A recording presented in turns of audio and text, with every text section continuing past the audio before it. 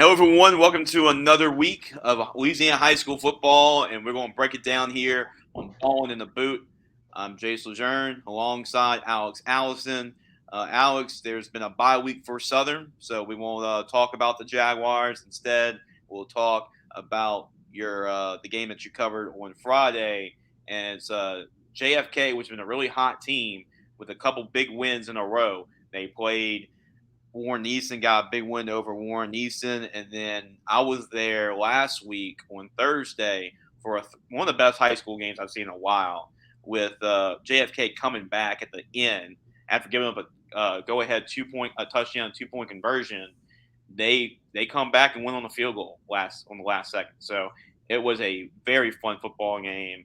And then you got a chance to see, can this JFK train continue to roll? They have another tough 5A team. They started their whole season with 5A teams, and now they add another one in St. Paul's, who this is a game that they really needed. So it came down to wire. It was a really close game. Alex, break it down for us. Yeah, this was a really, really good football game, and there are a lot of stories to talk about from both teams. You know, I think one thing that's important with all the hype around JFK and that amazing game that you were at against St. Amant with the huge, insane finish, is not to get too caught up in the story of the team that ended up losing the game, and to be able to talk about the team that won.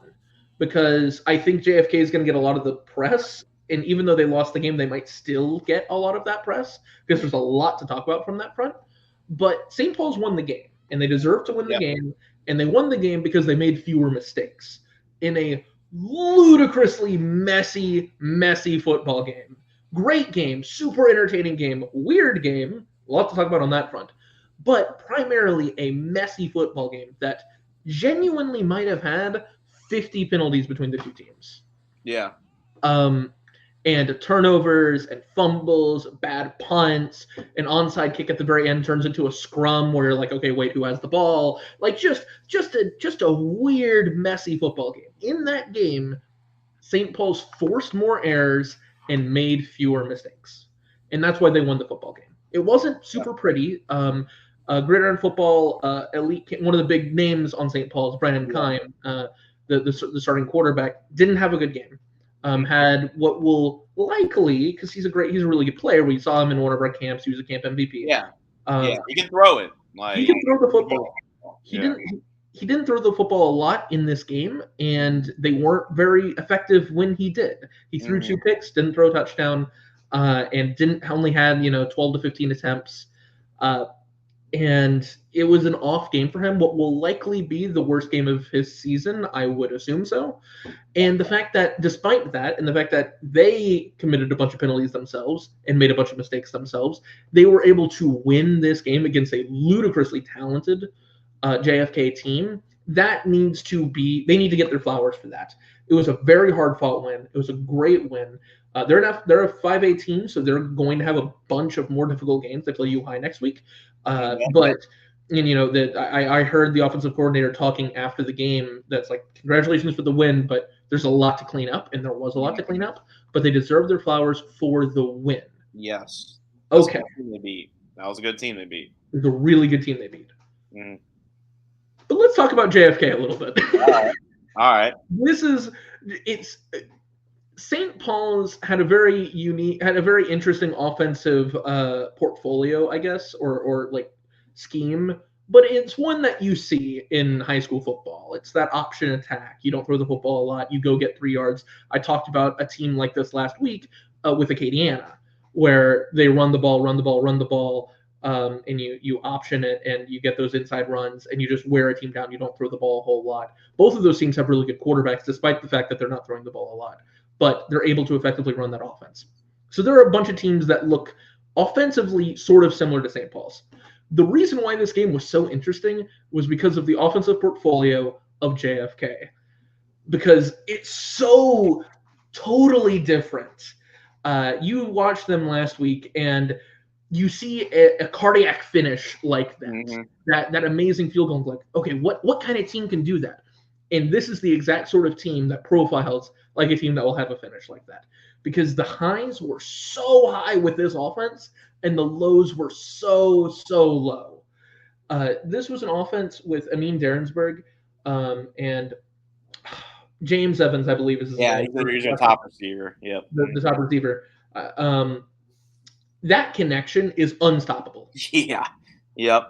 They had 3 touchdowns in this game. They had a 4th that was taken off the board because of penalty, and he couldn't. They couldn't stop. He looked like the way I put it in the article was he looked like young Russell Wilson if he was left-handed, where he's just scrambling around, run to throw, keep his eyes up, launch this moonshot. He doesn't have a lot of velocity on his arm. Yeah. But he can get the ball to any place. Right. And so he's just launching these moon balls that stay in the air for 2 days and pinpoint accurate right into James Evans. Yeah, it's beautiful when it works. It's unstoppable. Right. When it works, chunk play. They were up 16-9 at halftime. They should have been up about 28-9, 31-9, something like that. Should have been up by about 20 points. They were the better team by that margin in the first half. But the reason they weren't was because it was so inconsistent. Either one of the problems with that offensive style is that it's really volatile, right? Because you're throwing the ball in the air, and that ball is going to be in the air for a really long time. It means there are more vulnerabilities in the defense, but it also means that the defensive backs get more time to react to the throw and get in position to potentially pick the ball off. And I said it at halftime that the difference in this game between JFK running away with it and winning by 30 and losing the game, which is what happened, is St. Paul's taking advantage of that volatility. When a mistake is made, when the ball hangs in the air for too long, they get in position, and they did. They had a huge pick and a huge return at the beginning of the second half to get back in this game and turn the momentum the other way and take back the lead. So it's just the structure of the offense itself, with all the scrambling and the long time to throw and the ball staying in the air forever, these huge, long plays in terms of time elapsed, is volatile in itself. And then there's the penalties, pre-snap penalties all over the place, holding penalties on every other play. It was everywhere. Genuinely, this team had 30 penalties in this game. I don't think I'm exaggerating. Yeah, it was pretty high last week in that Samuel game. They're finding a way to they found a way to overcome it, but usually when you have that, you commit that many penalties, it's going to bite you, and it happened in that game. It's not a real number, right? And it's different at higher levels of football, but people are talking about dogging on the Ravens, who actually are playing right as we're recording this. The Ravens are like, well, the Ravens would be 3-0 if they didn't commit 10 penalties a game. 10 penalties a game. Do you realize how happy the JFK coaches would be if their team committed only 10 penalties in one of these games? Yeah, you're right. That's not a problem for them. They would be unstoppable if they only shot themselves in the foot at a well below replacement level average instead of the 0th percentile they're at. It's a fun team to watch. It's a really fun offense to watch, but there are concerns in terms of consistency, and I think they'll get in a lot of games like this, games that maybe they'll be able to overcome it with the talent they have, with the extremely high level athleticism they have, but sometimes they won't when they get into dogfights and it's not clicking the entire game and they keep shooting themselves in the foot like that. They're going to come up short in games like this because of how that offense plays. I have to ask you about this, Alex, because we talk about the penalties, right, and how that kept St. Paul's in the game, a disciplined team led by Coach Sears in the football game. But tell me about, I'm reading it right now, your article, and I saw you tweet about this during the game when I was covering it, but tell me about Drew Talley, for not only for the coaches to run him out there for a 58-yard field goal attempt, even in the NFL and college, that's I'm not sure about that. Yeah. But for high school, to throw him out there for a 58-yard field goal attempt, and for him in a big point of the game, and for him to nail it, a 58-yard field goal. Have you seen anything like that at that point? No, absolutely not. And I'm not going through this game in a narrative way, really. But if I were, this was the climax. This was the moment, and I do want to kind of give the moment the context that it deserves. Yeah, right. Because It's actually, as insane as the play was, it's actually better than it looks. Okay. So, first off, reminder, the final score of the game was 25-22, which means St. Paul's won the game by 3 points. Yeah. So, where it came from. Let's talk about this. Beginning of the fourth quarter, St. Paul's gets the ball up by 6, 22-16. This game had weird numerical footing. There was a safety, weird game. Anyway, 22-16, and they start driving. Again, an offense like this, we talked about it with Acadiana, where you can grind the clock down. But you got the feeling in the stadium, on the field, that every coach and every fan, all the people on the sideline, after every single handoff, every single play that St. Paul's had, everyone was looking at the scoreboard with the feeling of, how much longer do we have to survive this? Yeah. We do not want to give – I don't care that we have shutouts. To this point, they had shut out JFK in the second half. Nobody in that stadium wanted to give Terrensburg the ball back at all. Nobody. So there was just this oncoming fear of, get us out of here. Get us out of here. Please, please, please, please, please, please, please. Put some points on the board. Make it a 2-score game. Please. Yeah. So 3rd and 7, Brennan Kime throws an incomplete pass, and I think it was like dropped, or it was a good throw, but it just ended up not working. Yeah. And all of a sudden the clock stops. It hadn't stopped in ages. 4:26 to go in the game on the 41-yard line, 4th and 7.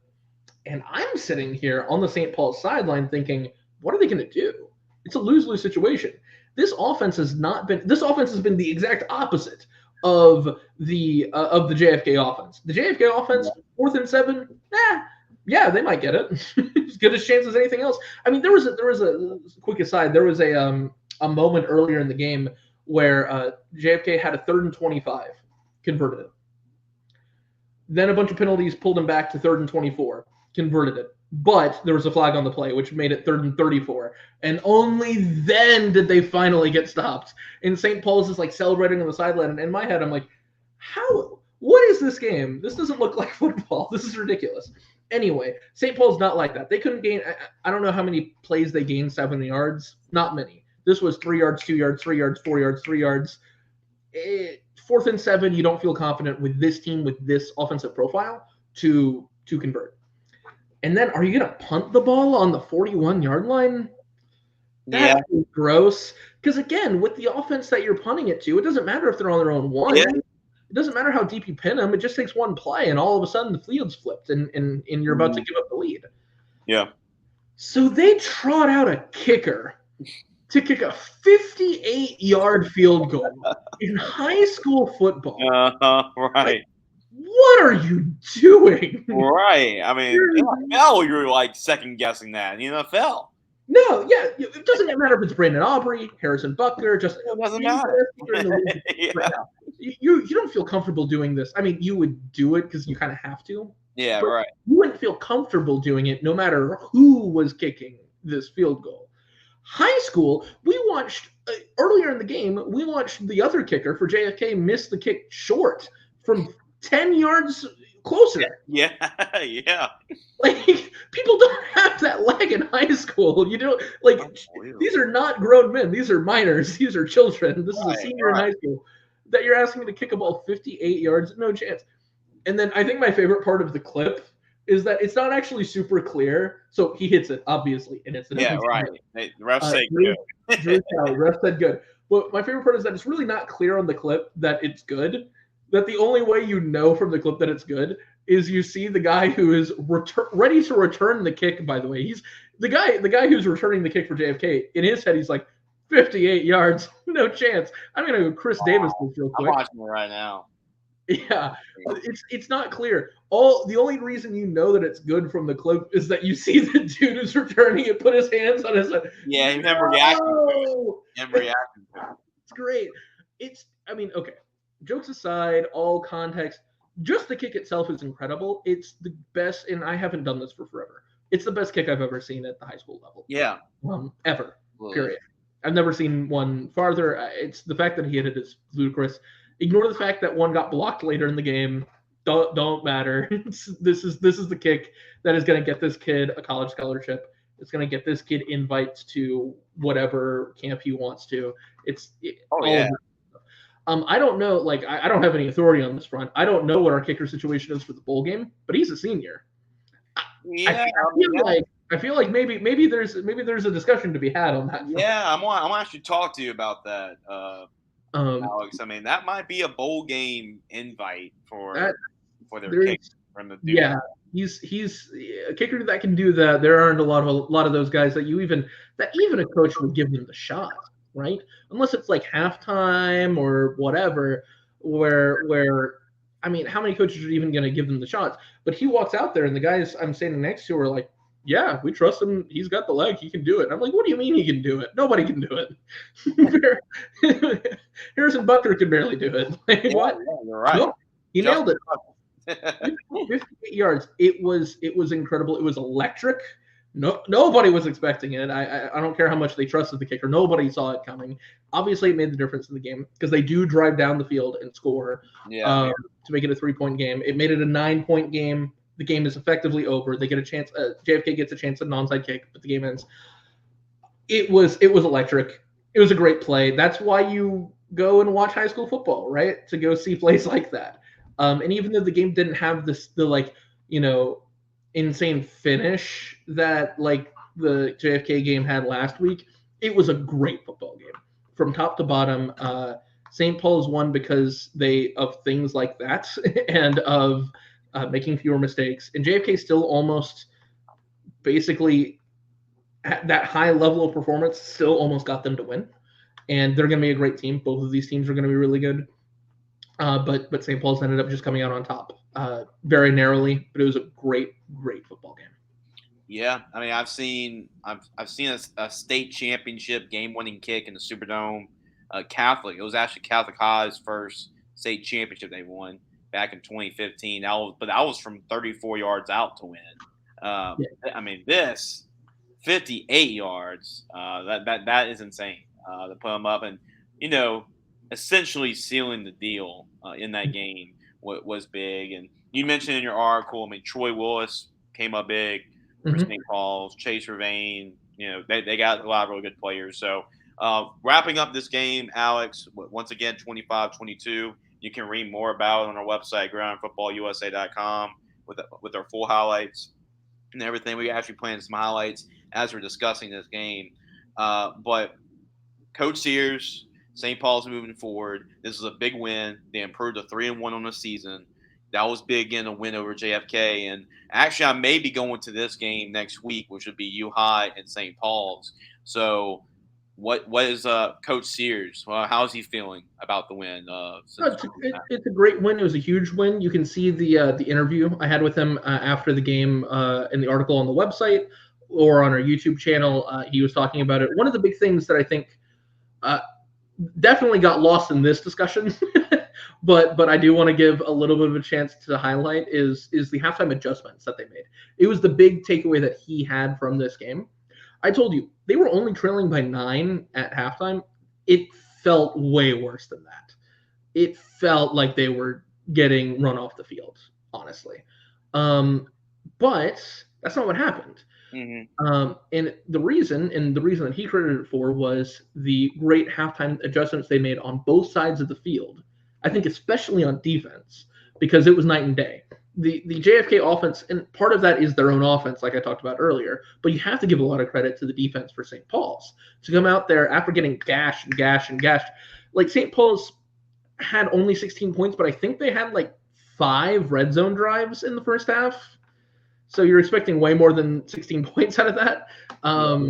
And so after that point, they got in the second half. They made a couple of big plays. They had a big play, that huge interception that's really like cinematically beautiful, bobble, tip, catch, return, interception.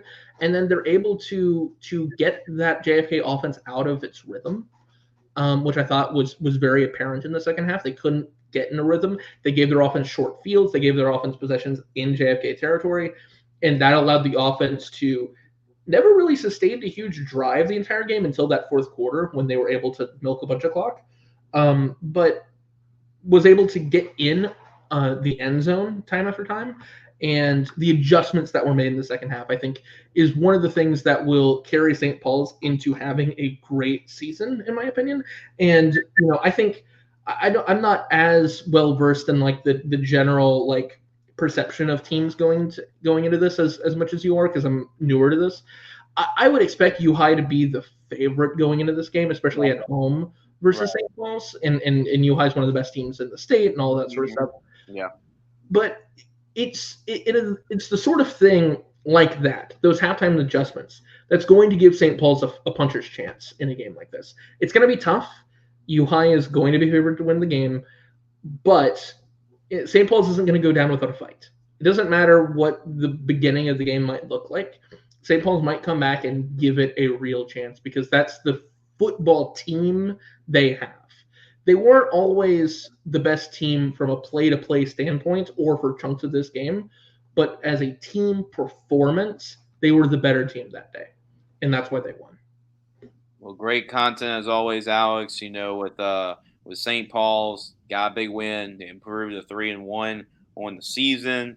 Now they're gonna have a big matchup against U High, which probably most likely I'll be going to that one. I haven't confirmed it yet, but there's a good chance I'll be going to that game to see Brennan, to see Emil Picarella, see a lot of those guys play against each other. So I'll probably be there for that one, but that should be a good one. Same thing for JFK. This is their first loss on the season, but that was a really tough stretch. When you play nothing but 5A teams, able to beat all of them except St. Paul's. Now you get a chance to play a team around your weight class, right? And John Aaron next week. So there'll be a chance for him to bounce back next week and a chance to improve. So appreciate Alice continuing doing a good job. And next week we'll talk about the next high school game you covered and some Southern Jaguars football as well. Yep, it'll be back. Yep. Thank you so much. It was great, great having you. Great being on the show. Yeah, there you go. Good job, Alex.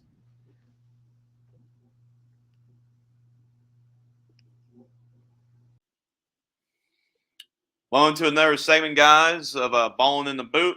And I'm with Isharay Jones. Isharay's been getting pretty used to the Catholic High nation. So, I'm a graduate of Catholic High, so hopefully they're treating you well over there, Isharay. Yes, sir. I like the environment a lot. Yeah, Bear Nation. You get a taste of that. You covered the loss actually last week. Catholic did lose to U High last week, but they came back, played West Monroe, which has been these are two of the top just brand names. West Monroe's won like 8 state championships. Catholic's won like 5. So these are like 2 big brand names in high school football in the state of Louisiana. And they've gone head to head. Hasn't been a long time since both these 2 teams played against each other. And it was a game that a lot of people had circled on their calendar when this game was going to happen. But huge bounce back, Isharay, after which was a big rivalry game last week, because Catholic and U High, they know each other, they grow up around each other, so it was personal last week. But for Hudson Ford, for Catholic to come back, bounce back after loss, must have been very impressive to you to see that in action. Yes, sir. Yes, sir. They definitely needed this one. It was a big game for them, especially coming off the loss to U High. Everybody's looking to see what they were going to do coming in the next week against West Monroe, who's also a good opponent. They came back and they showed out. Yeah, they did. So they improved to 3-1 on the season, and we're going to talk a little bit about that. A guy that you're high on, he started off the game right and with the running game. But we talked about there are many options. J.M. Miles is obviously like the guy at the running back position, but it seemed like it was Rylan Parker's kind of party on Friday. Yes, sir. Usually, so my very first game, I watched Jada Miles just tear up U High's defense in the first half, and I was thinking that's a star. And then the next game, it's the next running back. Now it's Rylan Parker's next man up, and he's a star as well. It's really elusive. 3 first half touchdowns. He set the tone for the whole team. Yeah, it really did. And West Monroe, it seemed like they were coming off some pretty impressive offense performance. It seemed like early on, it seemed like it was going to be a pretty good football game. Yes, sir. Yeah, the game started off on number 4 for Catholic. He almost ran the kickback the first kick. And right after that, I believe like the next play after that, that's when Ryland Parker had his first touchdown. And then West Monroe came back down and scored like a couple plays later. And I just thought it was about to be a really close game. But after that, Catholic started getting stops, and the game just wasn't as close as it was about to be. Yeah, it was 7-7 at first, but like you said, Ryland Parker was able to really get the three first half touchdowns, got the first three scores too. Made it like 21-7, and then Baylor Graves added in a touchdown. That was a big storyline, Isharay, with Baylor Graves coming in as a quarterback, replacing a guy last year who was Catholic's probably all-time best quarterback in the program's history, which is saying a lot. Won 3 state championships for him, and now you got to replace that guy. How do you think Baylor Graves has really been playing as the Bears quarterback over the Yeah, last? it's been some big shoes to fill, but the last 2 games from what I saw from him, he's playing well. He's playing up to that standard. If you're able to compete with U High and West Monroe and beat West Monroe, like, you're pretty good. Not a lot of quarterbacks around the state or just around the nation can honestly do that. But he's out there. He doesn't look overwhelmed. He doesn't look under talented. He's out there. He's the leader of the team as well.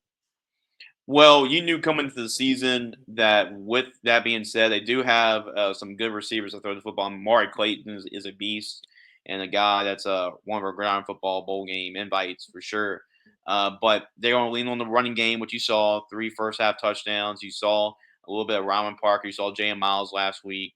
And the defense, right? The defense, the secondary was so heralded with the Bradford brothers and a veteran group.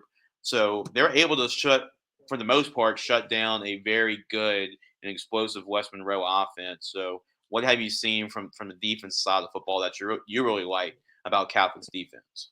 The defense, the first part that stands out to me is their secondary. They're all big kids. They look like they could already go out and play college already. And they're physical, and you don't really see that in most secondaries, especially from the cornerback position. But their corners, they'll headhunt, they'll make plays, all of them. Yeah, and I'm sure that Blaine Bradford really stood out. One of the top So, players in the entire country for his class and class of 2026. And his older brother Jacob, he's actually committed to Houston. He plays cornerback. So yeah, Catholic's got a lot of talent at the secondary. So yes, sir, that defense is loaded. so yeah, a lot of good from Catholic, right? They end up winning the game. I mean, it was the final score was 31-14. Catholic able to improve to 3-1. Now let's look at West Monroe side of things. They got a new first year head coach for West Monroe and Coach Davis. What are some positives that you've seen from West Monroe? And what makes you think that the Rebels are going to be just fine, even though they're coming off a loss against Catholic? I like their commitment to the run. You don't really see a lot of that, especially when they're down by such a big margin. They were committed to the run, and by the fourth quarter, starts to pay off for them as they start to get bigger and bigger games with number 7, Kedra and McNeil. I'm sorry, Yeah. Mm-hmm. and they have a really good commitment to the run. I think they should run behind them a lot more throughout the season. Honestly, Yeah. Is that Miles? I think was his last name.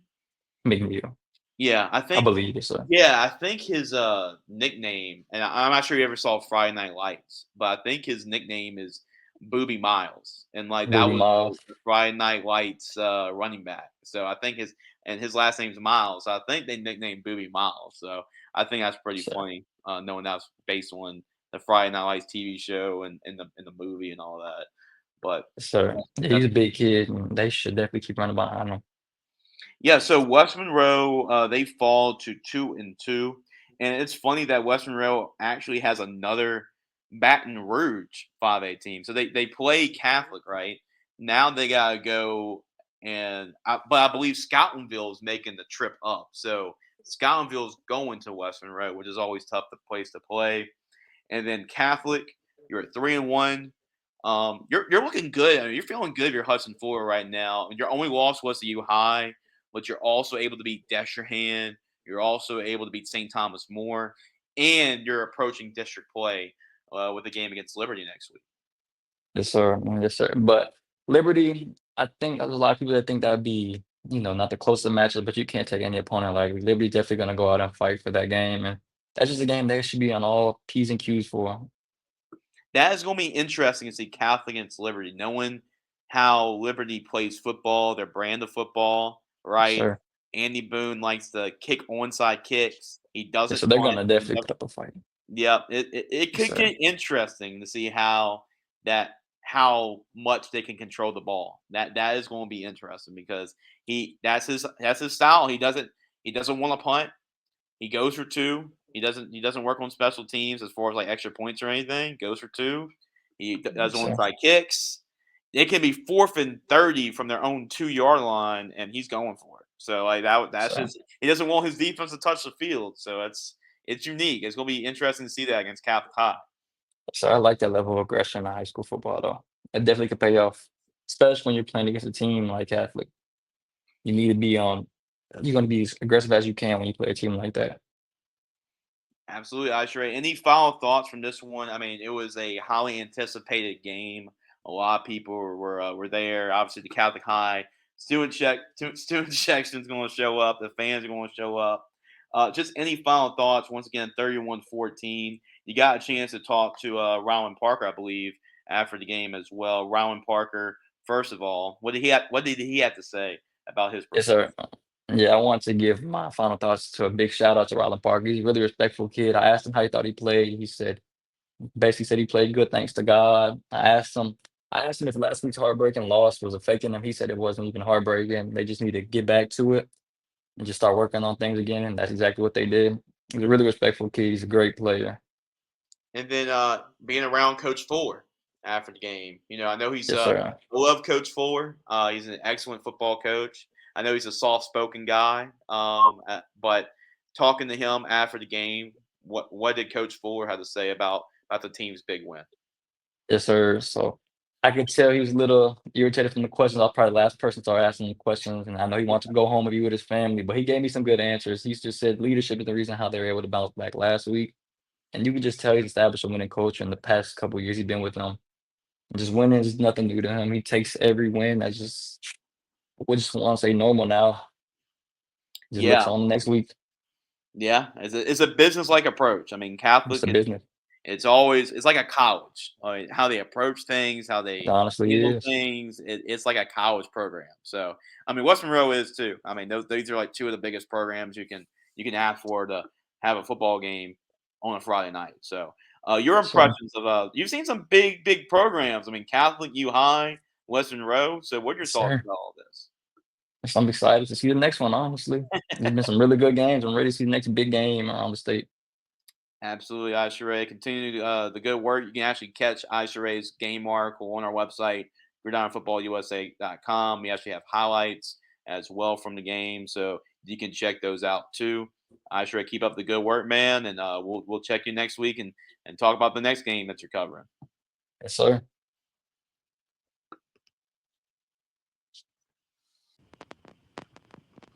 Hello, everyone. This is Jace LeJeune again for Ballin In Da Boot for Gridiron Football. And we got a new volunteer, right? We got a new beat writer for us, and he just joined us for the first time here on Ball in the Boot, and that is Tyler James. So Tyler James got his first action this past Friday and saw a really good 5A football team in the state of Louisiana, and that's the Mandeville Skippers. And let's just say, Tyler, we're going to talk about a whole lot about him, but Mandeville has a pretty good running back in the back. I would say he's pretty great. Yeah, it's insane watching. Yeah, So Nate Shepard. I mean, he's a Duke commit, and you were there, Tyler. You're keeping an update on social media and informing us of like, okay, that's one, that's two, that's three, is that five? Yeah, I mean, like what? It's ridiculous.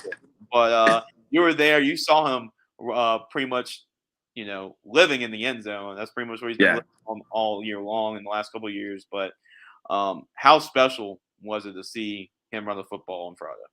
it was something crazy to watch. I mean, the first game of the play, I'm literally just getting there. I don't even think people have sat down yet, and they run a trick return, and I mean, just as soon as he got the ball, just took off down the sideline. I mean, it's almost looked like it's just practice for him. That's how easy it looks for him. I mean, defense can expect that he's getting the ball, and it's basically try your best to stop him. Which, I mean, Friday night, sorry to say, was not too successful at doing that. Yeah, So For sure. So how many touchdowns was it like in the first half? So in the first quarter, he finished, I want to say, with 3 touchdowns in the first quarter, and then in the half, I think the second quarter he scored one, and then the last 2 quarters he scored three touchdowns. Yeah. So he So had 7 total. And I'm pretty sure that was he broke the record for Mandeville football for the touchdowns in a game. yeah, So I can imagine so. I mean, it's hard to see 7 touchdowns in one game. yeah, That was absolutely ridiculous. They scored 56 points, so he so, scored every touchdown but one for yeah, them, which was insane. But we always talk about Nate Shepard, the Duke commit, and the skippers. But this was a team, right? There's only yep, so much that one guy can carry a team, as good as Nate Shepard really is.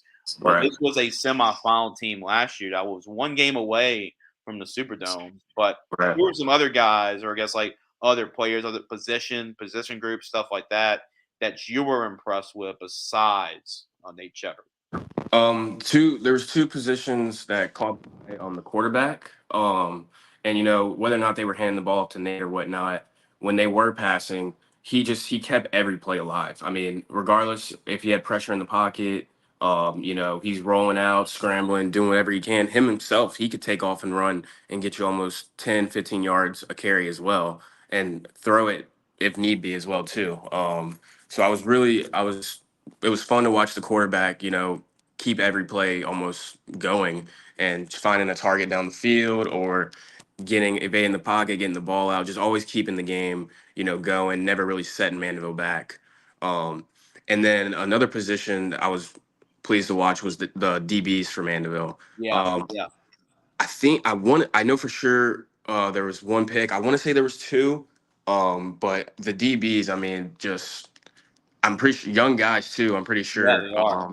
Yeah, not I don't think either one's a senior. Mm-mm.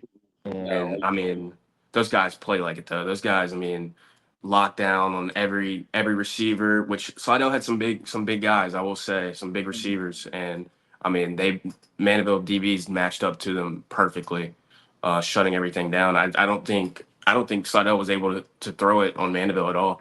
They ran a lot of option plays and QB runs because I mean the DBs were just locked down Friday night.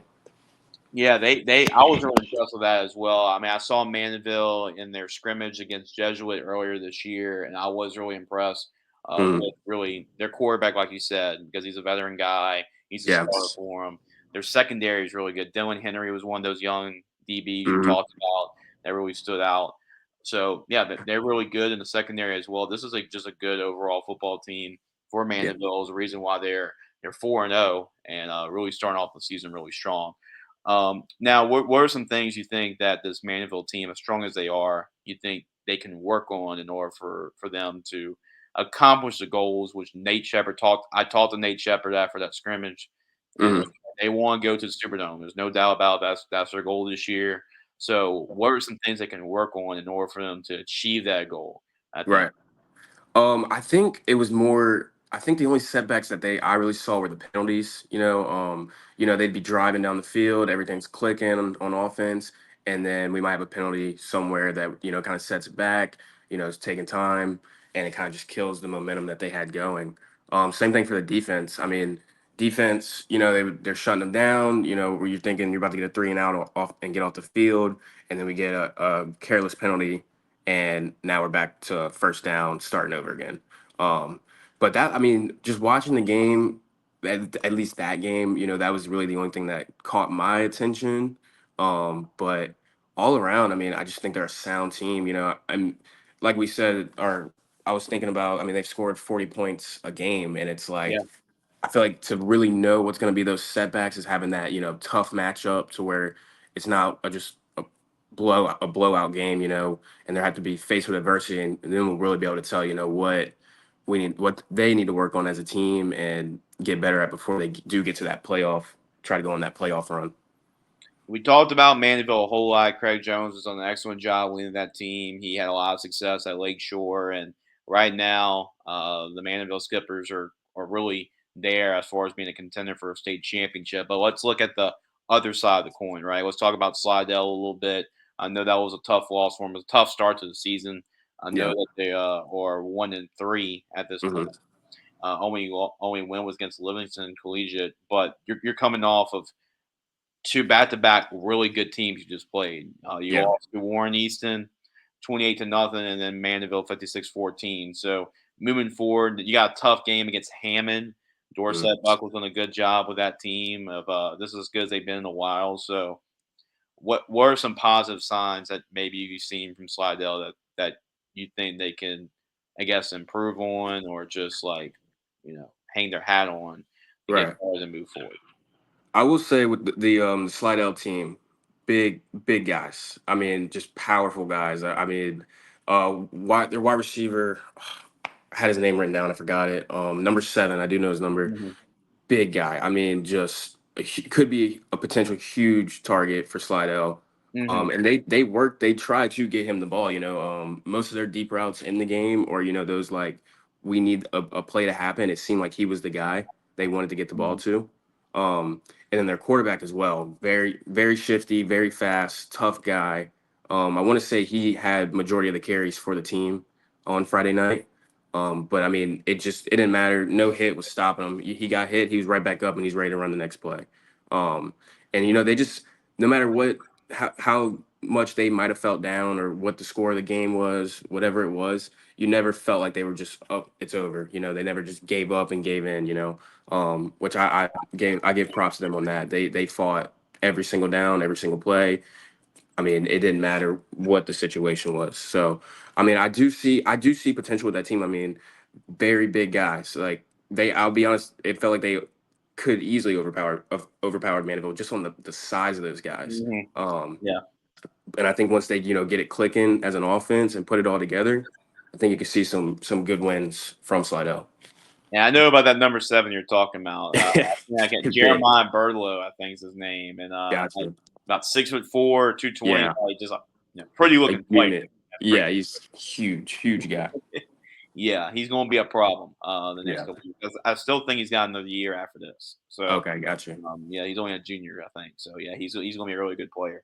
Yes, sir. But yeah, any final thoughts on this game? And this I know it's like your first game really covering for Gridiron Football and everything, and you're doing a good job, good start, Tyler. So Thank you. any just thoughts about this game? And after seeing him play, do you think Nate Shepard? I mean, this is a deep running back class, right? Keep in mind that there's Harlem Berry down at St. Martin's, the LSU commit.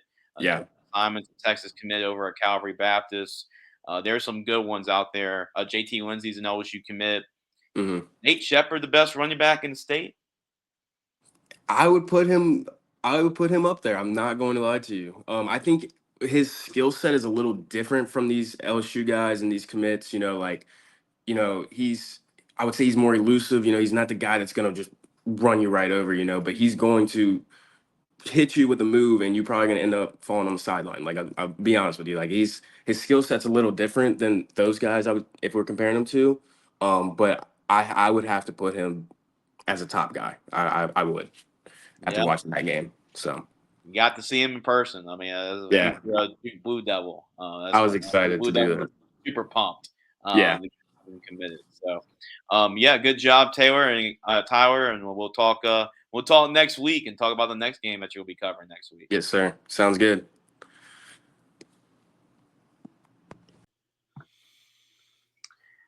Jace LeJeune of Gridiron Football here with another segment of Ballin In Da Boot. I'm joined by Jacob Colombo, who has a little bit more of a unique job with our other Gridiron Football writers and interns.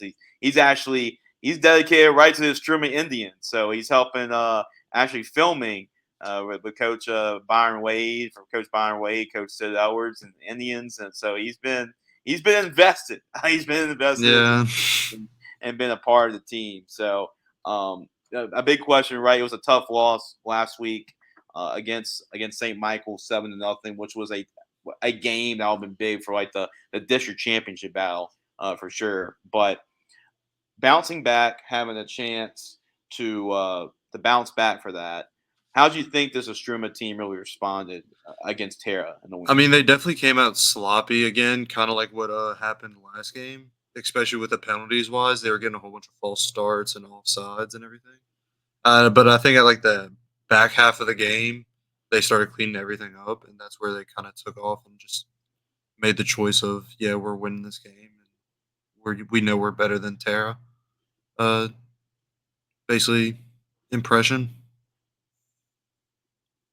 and to like really start off the biggest thing is no Kyrie Paul this game. Yeah, I was about to ask. Yeah.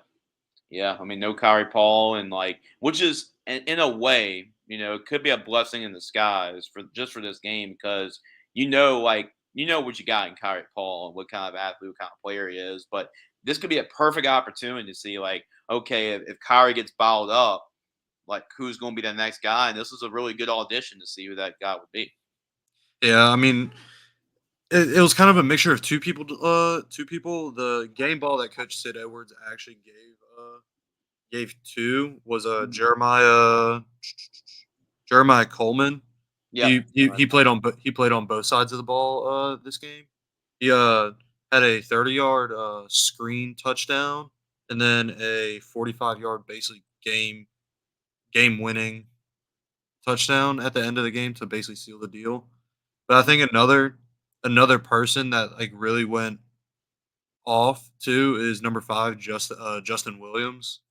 The first 2 plays of the game, he had like maybe like a 7 to like 9-yard run for the first one, and then just broke out a 73-yard touchdown to the house.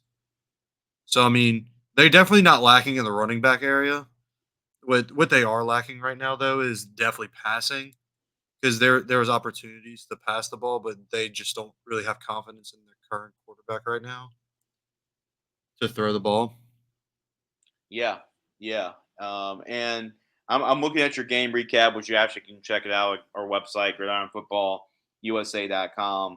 And Istrouma, they started off with what was it, an onside kick? Yeah, they started with an onside kick. Okay. At first, it looked like a Strummer covered it, and then the refs finally called it that Tara did recover it. Okay. Well, early in the game, it was a battle. It wasn't like it was like Istrouma was controlling this from the very start. I mean, this game was tied at 8 apiece. So, what gave Istrouma a problem? What from Tara? What gave them problems from what Tara was doing? I think just penalties at the first half. I think that was their biggest problem. Was for Struma, it was just penalties. Because close to the end of the second half, they had a 68-yard touchdown taken away from with a holding call, which I mean is just complete killer. Because then that running back has to get back into that same play right after that and try and actually go run.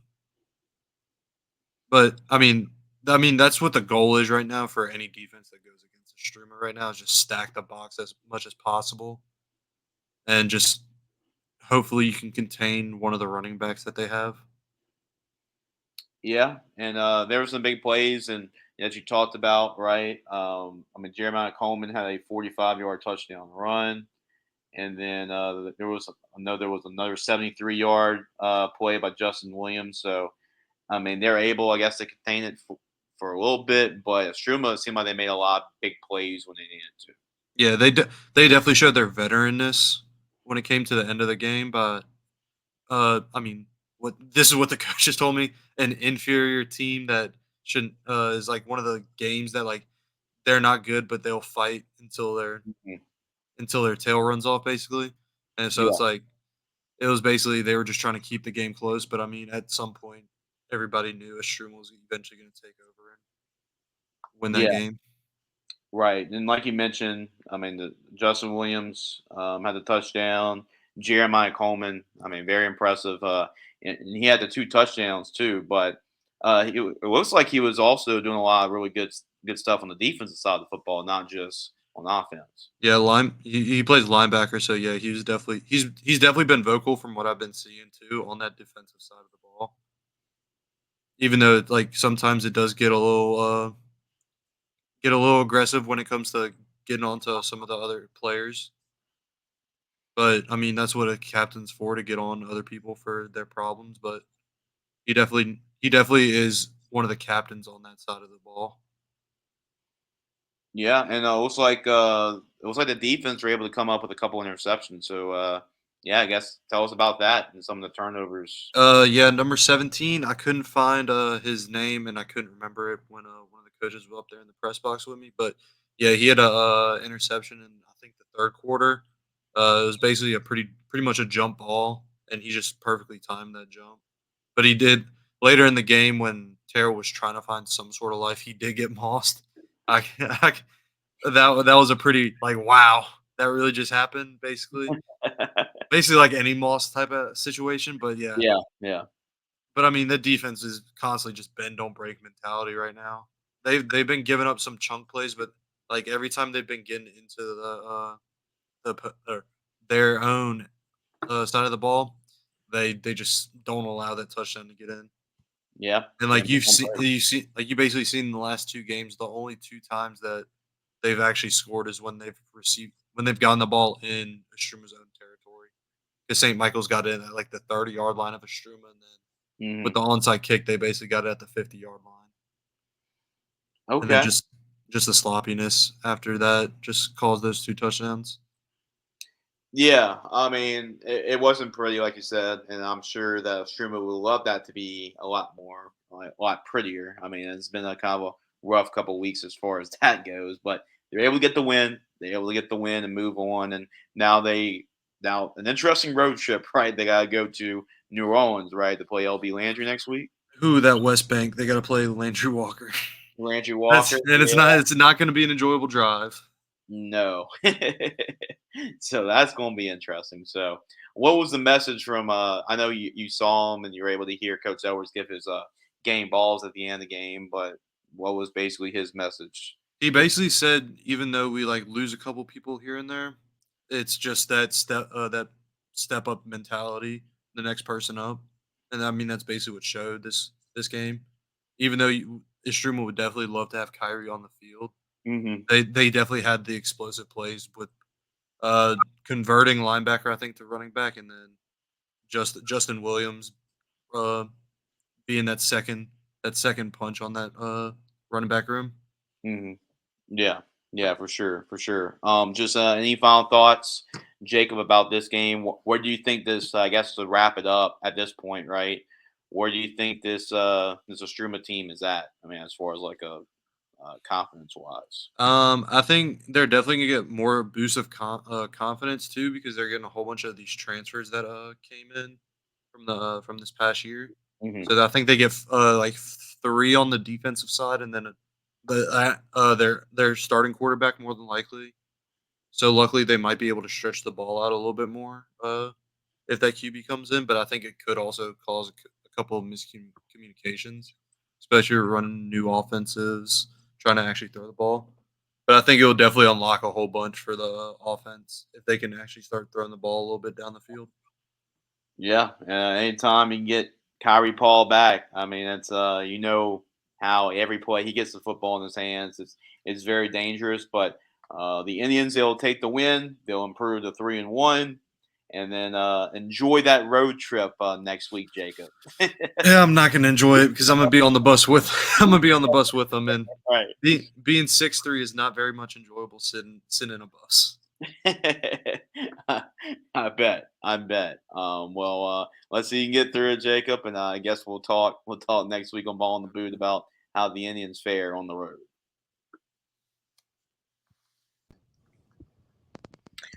Welcome, guys. Welcome, guys, to another exciting segment here on Ballin in the Boot. I'm joined by Deven Johnson, or Gridiron Football beat writer, not only a high school beat writer, but he's also covering the Tulane Green Wave as well. So we'll get his thoughts on the Green Wave. But Devin, what's been going on, my man? Jace,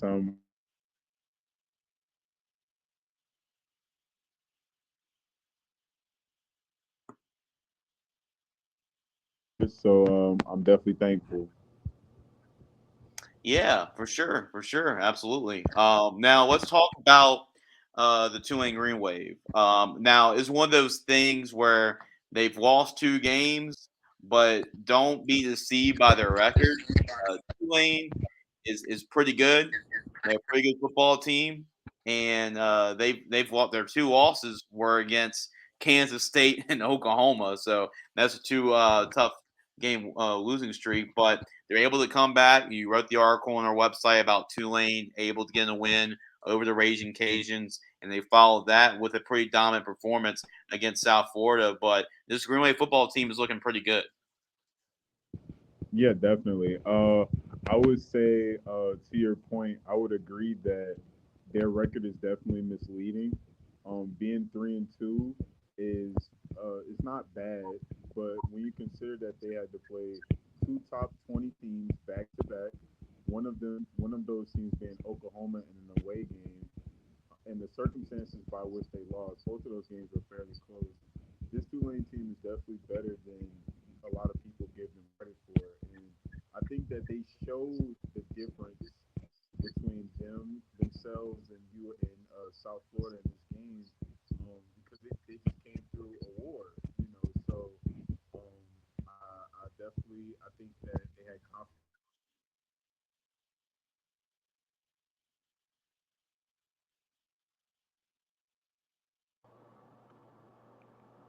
Yeah, so I think that this game was just a ultimate result of a team that's been tested, and they showed the lessons that they learned. They played a complete game, I would say, in all three phases, and they were just dominant, to be honest. So it was a magnificent showing. Yeah, there were some questions going into the season who the starting quarterback's going to be for Tulane, and looks like redshirt freshman Darian Mensah is is definitely showing it. He threw for 326 and three touchdowns. What have been your impressions of the strong start to the season by Darian Mensah? Yeah, I think Darian Mensah. I spoke on him prior or after the game against Oklahoma. I think the biggest thing that has stood out to me has definitely been his composure. He just doesn't look like a freshman quarterback to me. I feel like he's able to um, he's calm. He's always calm. He's a quiet leader, and he's just a gamer. I feel like he's locked in. In this game, you know, he definitely showed that he was nearly flawless through the air. He had some beautiful pinpoint throws, some throws where he lofted the ball perfectly. Uh, Dante Fleming, you know, the primary receiver, uh, they had a great connection going. Um, you know, I feel like Mensa is, I guess, an answer. And it's funny that you asked that because in the post game press conference, Coach Summerall was actually asked about Ty Johnson, and he said that you know prior to this season, Ty Johnson thought that he was going to be the guy, and Hmm. you know it's been a big adjustment, but they've been able to make it work between Johnson and Mensa, having not necessarily a two quarterback system, but working out their different styles of play. Yeah, and you mentioned like Ty Thompson, right? Like was like the Oregon transfer coming in, and like everybody thought that okay, he's going to be the guy coming in as the quarterback, and you also pretty good with Michael Pratt, and he was one of the best quarterbacks in Tulane's history. So you know those are going to be tough shoes to fill, but you know it was like Darian's done a really good job of filling those shoes, and he's looked really strong so far, and it does help because you mentioned Dante Fleming, right? He's got some weapons to throw the football to. I mean, Mario Williams, Dante Fleming, the tight ends as well. I mean, there's not a shortage of weapons right now to go along for Mensa and this offensive attack. Yeah, definitely. And I feel like it didn't show as much in these previous weeks against Kansas State and Oklahoma. Obviously, I feel like they had better defenses as well. But this previous game, Tulane had 540 yards of offense total. 200. We mentioned Mensa's brilliance through the air. He had 326 yards. They had 210 yards rushing, and this came through a combination of um, you, of course, Makai Hughes. They had Arnold Barnes. They even used Ty Thompson to some extent. You know, so they really have a collective of talent on offense, and they also have a scheme diversity that allows them to excel. I feel like yesterday you saw how powerful their their offense is when they combine the running game with the passing game, but also just their ability to switch personnels. Ty Thompson, whenever he comes in the game, they like to run a lot of like wildcats, QB powers, but it's really effective in throwing a defense off guard. And Coach Summerall even said that in the post game press conference. He said that there's packages with Ty Thompson that we have yet to unveil. He said we're actually ahead of schedule. Some of the things that we've been displaying, we're not really supposed to show, but it's just exciting, for the direction that the offense is heading with the talent starting to display, going into midseason.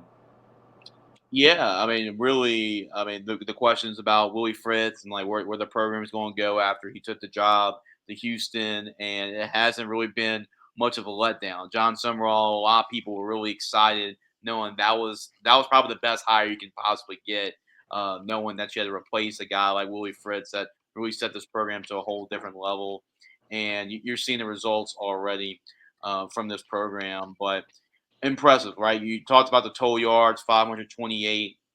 That was the most for Tulane since one of their best games ever, and probably their biggest win in program history was the Cotton Bowl win against USC. That was their most yards since then. But we talked so much about the offense, right? But the defense was just as impressive. 201 total yards given up and 6 sacks. This defense is also playing at a pretty high level. Tell us about what's been key to that side of the football and their confidence level. Yeah, so one thing I could say about the Tulane defense is definitely the tenacity that they play with. This is a team that I saw, in the Kansas State game. They're physical. They're stingy in the middle. They don't, allow teams to just run on them, and they force turnovers. In the game Saturday against South Florida, they had 2 consecutive drives where they forced fumbles and they recovered it and they were able to capitalize.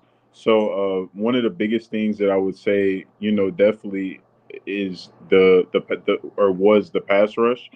Their pass rush was able to come along.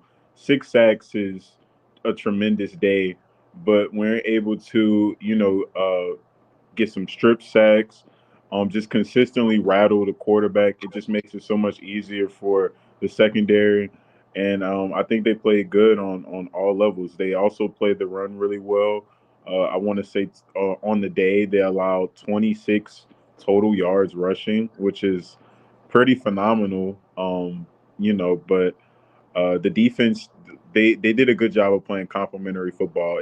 One of the hardest things or harder things I'll say to do in football is to score with great efficiency and great volume, but still stop a team at the same time. And I feel like Tulane did a great. Uh, they did great Saturday at doing that. They managed the clock well, and they just showed up on both sides of the ball. They didn't give up. So I think their defense, is definitely pulling it together. And this was a dominant performance, Devin, against a team that really and you saw how good, how big of a win Alabama had really this past Saturday against Georgia, Yeah. having a big lead, Georgia coming back and taking the lead, and Alabama found a way to win the game. They're number one in the country right now in the AP poll.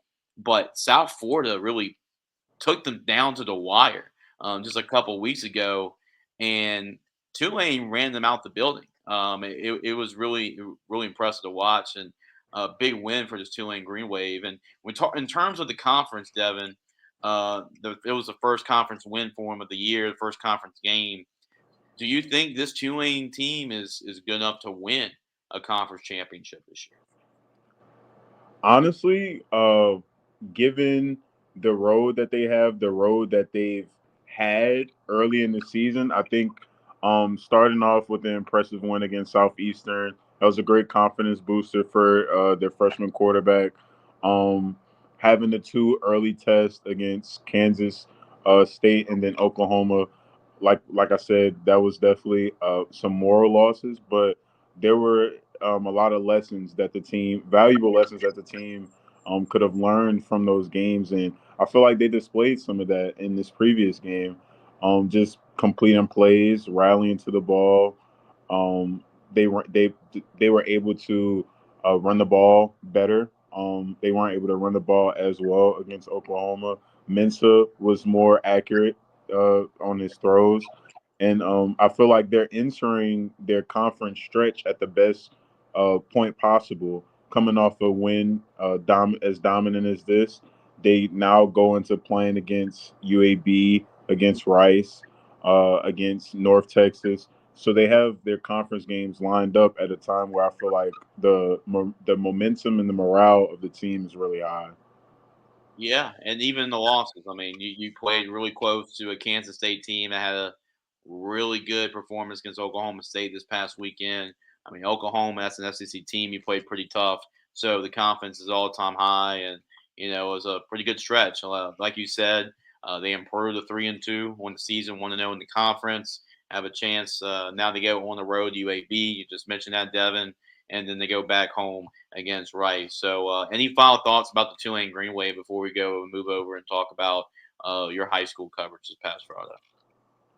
Uh, Outside of just being excited for them entering conference play, nothing much. I can say through the halfway mark, I can say that they're definitely a team that has surprised me in a good way. Like you said, they had a lot of question marks surrounding the quarterback, surrounding how they will play after the loss of Coach Fritz, and I feel like they've upheld, they've played well, and they've shown that they're a team that they shouldn't be looked over. Well, if you want to check out Devin's coverage of the Tulane Green Wave, he already wrote the game article about the Raging Cajuns a couple weeks ago. That was his first article with us for Gridiron Football. He's going to definitely turn out more and more content for the Tulane Green Wave. So make sure you check his content out at our website, gridironfootballusa.com. And Devin, let's talk about the high school game that you covered. St. Charles Catholic, De La Salle. And one of the biggest takeaways I've had from high school football this weekend was St. Charles Catholic starting the season winless, and that's not what you really expect from a St. Charles Catholic team that's made to the Superdome 7 years in a row, something crazy like that. But and like St. Charles Catholic's a young team going to the season, replacing that their best senior class in the history of the program. They went to 5 straight state championship games, not 7. The LCA did, but 5 straight. But yeah, really disappointing. Really, do you think it's a concern for St. You were there. De La Salle, huge win for them because I know they had a little bit of a sloppy start to the season as well. But do you think this is a concern for St. Charles Catholic, or do you think this is a credible things for them moving forward? I think it is. And I'm a person, I like to give teams the benefit of the doubt. When you look at St. Charles Catholic, their first 2 weeks, I would say they probably had some of the toughest tests out of, you know, any team. When you consider the quarterbacks that they played, going against Newman week 1, of course, they had to face Eli Friend, Right. who he had a sizzling game. He played really well. They struggled defending the pass. And, you followed that up the next week against Dunham with the number 1 player in his class. So, that's a pretty hard, turnaround.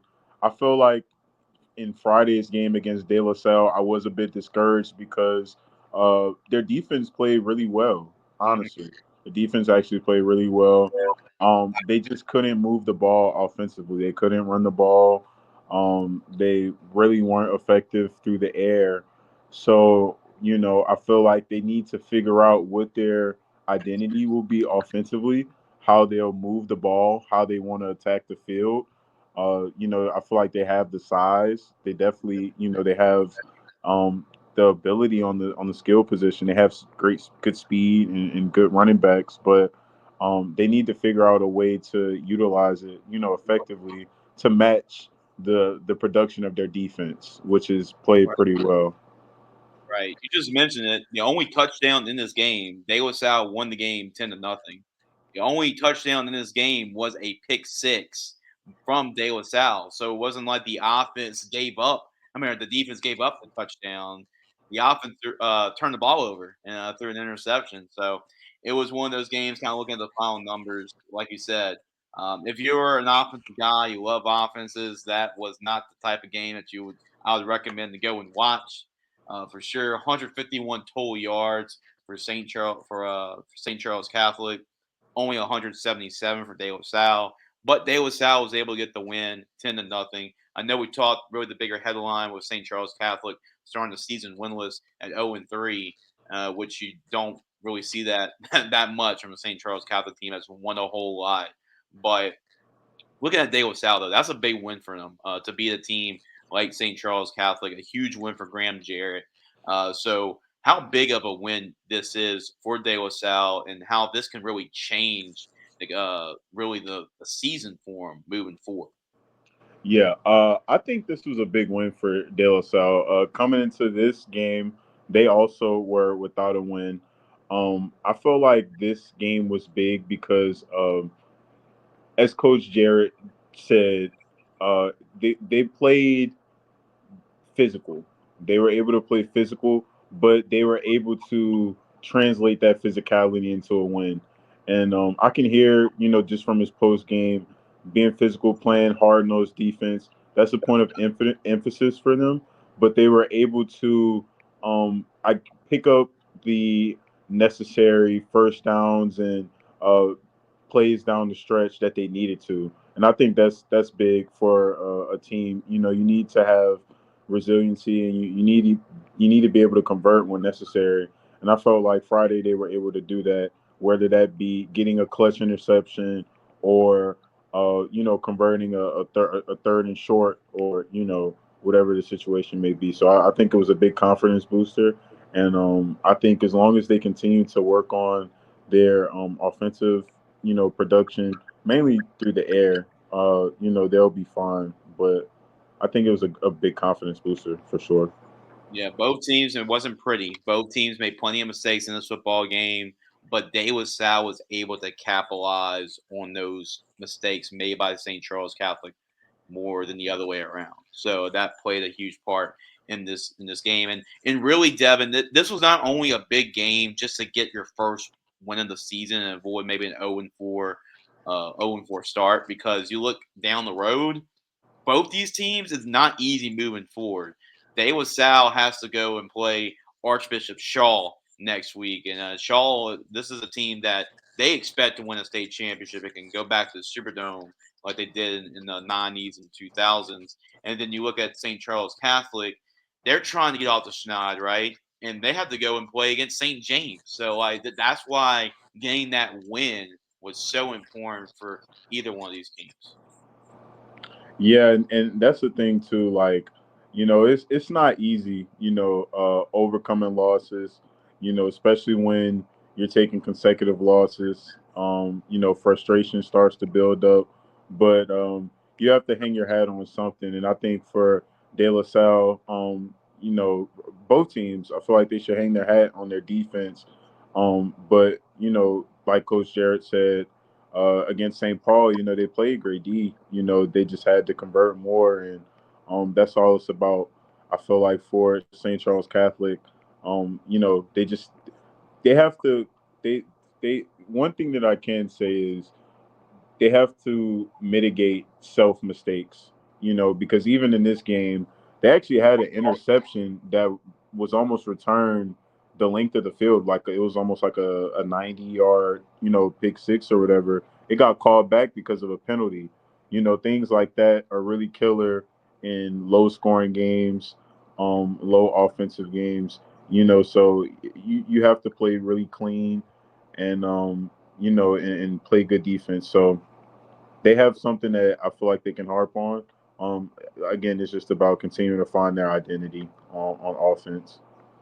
Well, there's a one coach that can figure it out. It's Wayne Stein, because every year he's been the head coach at St. Charles Catholic.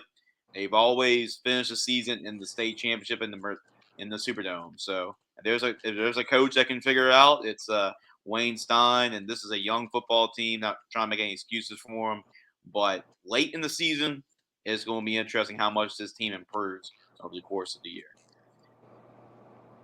But Deven, I think that's going to be pretty much it for us here on Ball in the Boot. Continue doing a good job, man. Continue working hard. Good job. And then we'll catch you next week to see how the Green Wave perform, and we'll also catch up about the high school game you covered as well. All right. No, thank you for having me, Jace, as always. Absolutely, Deven. All right. Hello, everyone, and welcome to another segment of Ballin In Da Boot. I'm joined by Grant Chachere as always, and Grant does a great job at Rigorous Sports Media. He's involved with a lot of different stuff. I mean, Rigorous Sports Media. You got Crescent City Sports. And you also got Mike Scarborough of TigerBait.com, so covering recruiting as well. So Grant's doing an excellent job putting his name out there and doing a lot of different stuff. And it's always good to get Grant on the show to talk about Louisiana high school football season. It's Ball in the Boot. We talk about Louisiana high school football, talk some college football with Southern and Tulane, since we had a couple of beat writers there too. But Grant, another week in Louisiana high school football. It was like it's been so far, par for the course. Some crazy storylines, some crazy scores, and crazy conversations. So Grant, how's everything going, my man? I was going pretty good. Before we hopped on the show, and really, it's just it's still in my mind the fact that Go Preps. I mean, they released their polls today, and I didn't really like it. I'm not saying that, like, the sense that Rummel was at number 8 and they're undefeated, and then you also had Neville at 6. I felt like Neville was 3 and Rummel was 4. And now it's just funny, just like having Catholic above Rummel, even though Catholic's one loss was against U High, and Rummel literally beat U High. So it's like it was just a weird polling. But it's it is what it is. I just disagree with it a little bit. I mean, that's what happens. People have different opinions, but it kind of caught me off guard, just like knowing that how good Rummel has been, and also like the fact that Curtis is at number 8, number 9. Yeah, I mean, Alexandria was left off the list. Mandeville was left off the list. I mean, either one of those teams should have been in the top 10, but people's opinions are different, and I get that, but but what matters is the power ratings, right? I mean, nobody cares about the polls. Right. Really. I mean, if the LSWA and the Go Preps or Crescent City Sports, which I'm a part of, they can release their top 10, and it's always fun to look at. Have create some debate, create some conversation about who the best teams are. But really, when it comes down to is the power ratings, because the power ratings determine the seedings, and really even the seedings don't even matter, to be honest, because once playoff time hits, it doesn't matter if you're the number 1 seed and the number 28 seed. It doesn't. It really does. I mean, Northwest was the number 22, was the 22nd seed last year in Division II non-select, and they went all the way to the semifinals. And just because the team may be 6-4 and 7-3 doesn't really tell the whole story. Mm-hmm. Rummel was a perfect example like that last. Speaking of Rummel, last year Rummel, like the year they're supposed to be having was the year Rummel was supposed to have last year, but a lot of their players got hurt, and so they finished the season 4-6, and they had some. And 2 of their wins, by the way, were over U High and John Curtis. They upset John Curtis in overtime, actually. So, and then when they got the playoffs, they advanced all the way to the semifinals, and that's because they're healthy. So, records don't really tell the whole story, nor do seedings tell the whole story, because you got to look at what happened during the year. Why did this team finish 6-4 instead of 8-2, which a lot of people thought they were going to be. Right. And speaking of, we're on the topic, right? I know you tweeted out, you tagged me in it and said, "Hey, what's your thoughts?" I mean, I gave away my thoughts on it. Just want to see what your opinions on it. I have Ash number 10 right now. Have Mandeville 9, Central 8. This is 5A teams, by the way. 7 St. Aug, 6 Catholic, 5 Rummel, 4 Acadiana, 3 Neville, 2 Endicott, and 1 Ruston. So, what are your thoughts on that list? There's some teams you want to flip around, exchange. What do you think about that top 10 list? Right now, I would probably put Rummel over Acadiana. Okay. I mean, that's the only exception, really. Yeah. And even, I mean, I wouldn't even take up Dutchtown's been awesome this year, too. Yeah. Like, Dutchtown and Mandeville are kind of even. But I think Ash definitely deserves to be on it. They had an impressive victory over Dutchtown. even though I know they weren't at full strength, but Mhm. they beat. I mean, I still think they would have beat that Destiny by that many points with the quarterback they had. With if Jacksonville was playing, Yeah. and then also they beat Opelousas, right? I mean, that Mhm.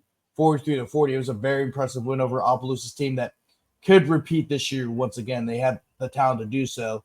And usually Opelousas doesn't start the season off in the right way, and Yeah. they're usually a team that gets better as the season goes along. Mhm. So but overall, it's a very impressive victory for Ash. So I think that would be I think the only disagreement I had there is maybe Mandeville, like maybe it gets dropped down. I think Mhm. Touchdown because Touchdown's really good. I Yeah. really like Yeah. Touchdown. Right. It's like it's one of those conversations, right? Like Yeah. it'll be off the list. No I matter mean, even Central, a team like Central, who beat the pants off of Walker. Like, I mean, so that's the thing. There's so many good teams in 5A this year. I Yeah. don't think there's really much separation. I mean, that's how it was. I mean, it was kind of like that last year, but even last year, I think this year there's not as much. There's less separation than there was last year. Because you got Neville's really good. Neville's really good. Yeah. Russ is really like all the 5A teams are really good this year. And really, that's how it is for a lot of divisions. Like Division 4 Select, apparently, I think Coach Shiver posted it. I think Yeah. like 22 teams in Division 4 Select they haven't lost no more than like 2 games or something like that. 22 Yeah. of their teams. So it's there's a lot of stacked divisions in 5A for both Division 1 Select and non-select, which is where a lot of the 5A schools are.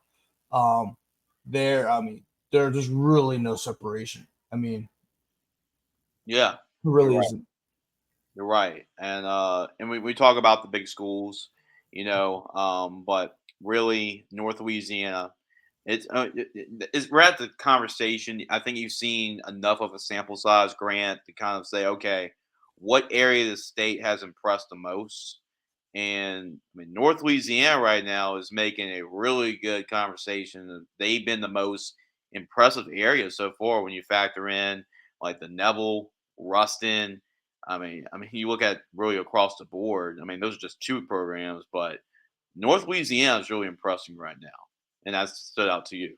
Yeah, North Louisiana in general has been impressive, but I think it's mostly been Northeast Louisiana. When I mean Northeast Louisiana, I'm talking about Monroe, the Monroe area, Ruston, Haynesville, you name it. I think, West Monroe, even though West Monroe is 2-2 right now, I feel like West Monroe's, I think, is a better team than they were last year, which is kind of crazy to say because, I mean, last year they were pretty good too, but I think this year they're a better team. Neville has been really impressive. I think Neville's a lot better team than they were last year. Ruston, of course, is doing Ruston things. I mean, Ruston has a chance to beat a talented Stephenville team that's always been one of the top programs in the state of Texas. And if they beat Stephenville next week, man, or this upcoming week, I mean, I don't think anybody's going to be Ruston. I really don't. They're just so good and they're well coached, and I don't think you could beat them because they just hit on all cylinders. But then you also got to factor in West Washita has been really good. I believe West Washita's 4-0. St. Fred's has been awesome. Yeah, you're right. Washita Christian is still Washita Christian. Yep. There's a lot of great teams in Monroe. This is probably the most stacked Monroe's been in a while. I mean, last few years, besides last year was the first time where you started to see kind of a series. Usually it's been like the smaller schools that are winning in Monroe. Now you're starting to see Ruston, and you started to see Ruston kind of break through last year, but now Neville, I think, is going to be a top 4 team in Division 1 non-select. West Monroe could be making some noise. Washita Parish could be making some noise. They're kind of a sleeper right now in that division. They may not be as good as like the Russes, the West Monroes, and the Nevilles, but they're right there. I mean, they could play spoiler when it come playoff time. But it's a very impressive year for Northeast Louisiana. And really, I think, in my opinion, right now, it's Northeast Louisiana and then New Orleans. There's a lot. We could touch about that in a second, but there's a lot of really good teams in New Orleans, especially in the Catholic League. This is the most stacked year and probably the Catholic League's ever had. But I think those 2 areas, Monroe, Northeast Louisiana, and then New Orleans are probably the top 2 right now because there's a lot of because really a lot of the top teams in Lafayette are struggling right now. Yeah, and that's a great segue, Grant, because this was on Saturday. I mean, obviously, our attention and focus was on LSU, and they got the job done against South Alabama. But in the high school scene, it was a huge tier game, in the Catholic League with St. Aug and Easton. And St. Aug got a very impressive win over Warren Easton in the game. So, your thoughts, you're really close to the Catholic League, Grant. You know a lot about it. So, with that win for St. Aug, where are they at tier wise? Do you think that they can be in that third team right now behind Endicott and Rummel with that win? Ooh, the thing is about St. Aug's is that St. Aug's given Carr fits in the past. They've always kind of had given Carr fits in the past. Oh, really, both teams have given each other fits. And I think St. Aug has the group of players that they can beat Carr this week. Tate Coulon's been awesome. Last week he was the Greater New Orleans quarterback, Greater New Orleans quarterback club player of the week last week, and then this week he had another great game, going 19 for believe it was like 19 of 22 or 23 for like 280 yards. I think he threw a couple, 2 or 3 touchdown passes. But he's been awesome. That's been a huge reason why St. Aug's been so successful coming out of the gates to start the season.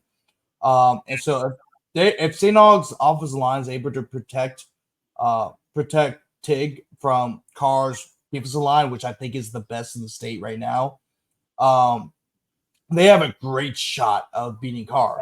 This game will really kind of tell a lot about St. Aug this year. St. Aug. Trying to pull up their schedule up. I know this week they play. Last week, of course, they played Warren Easton. They beat them. That's a pretty good Warren Easton team.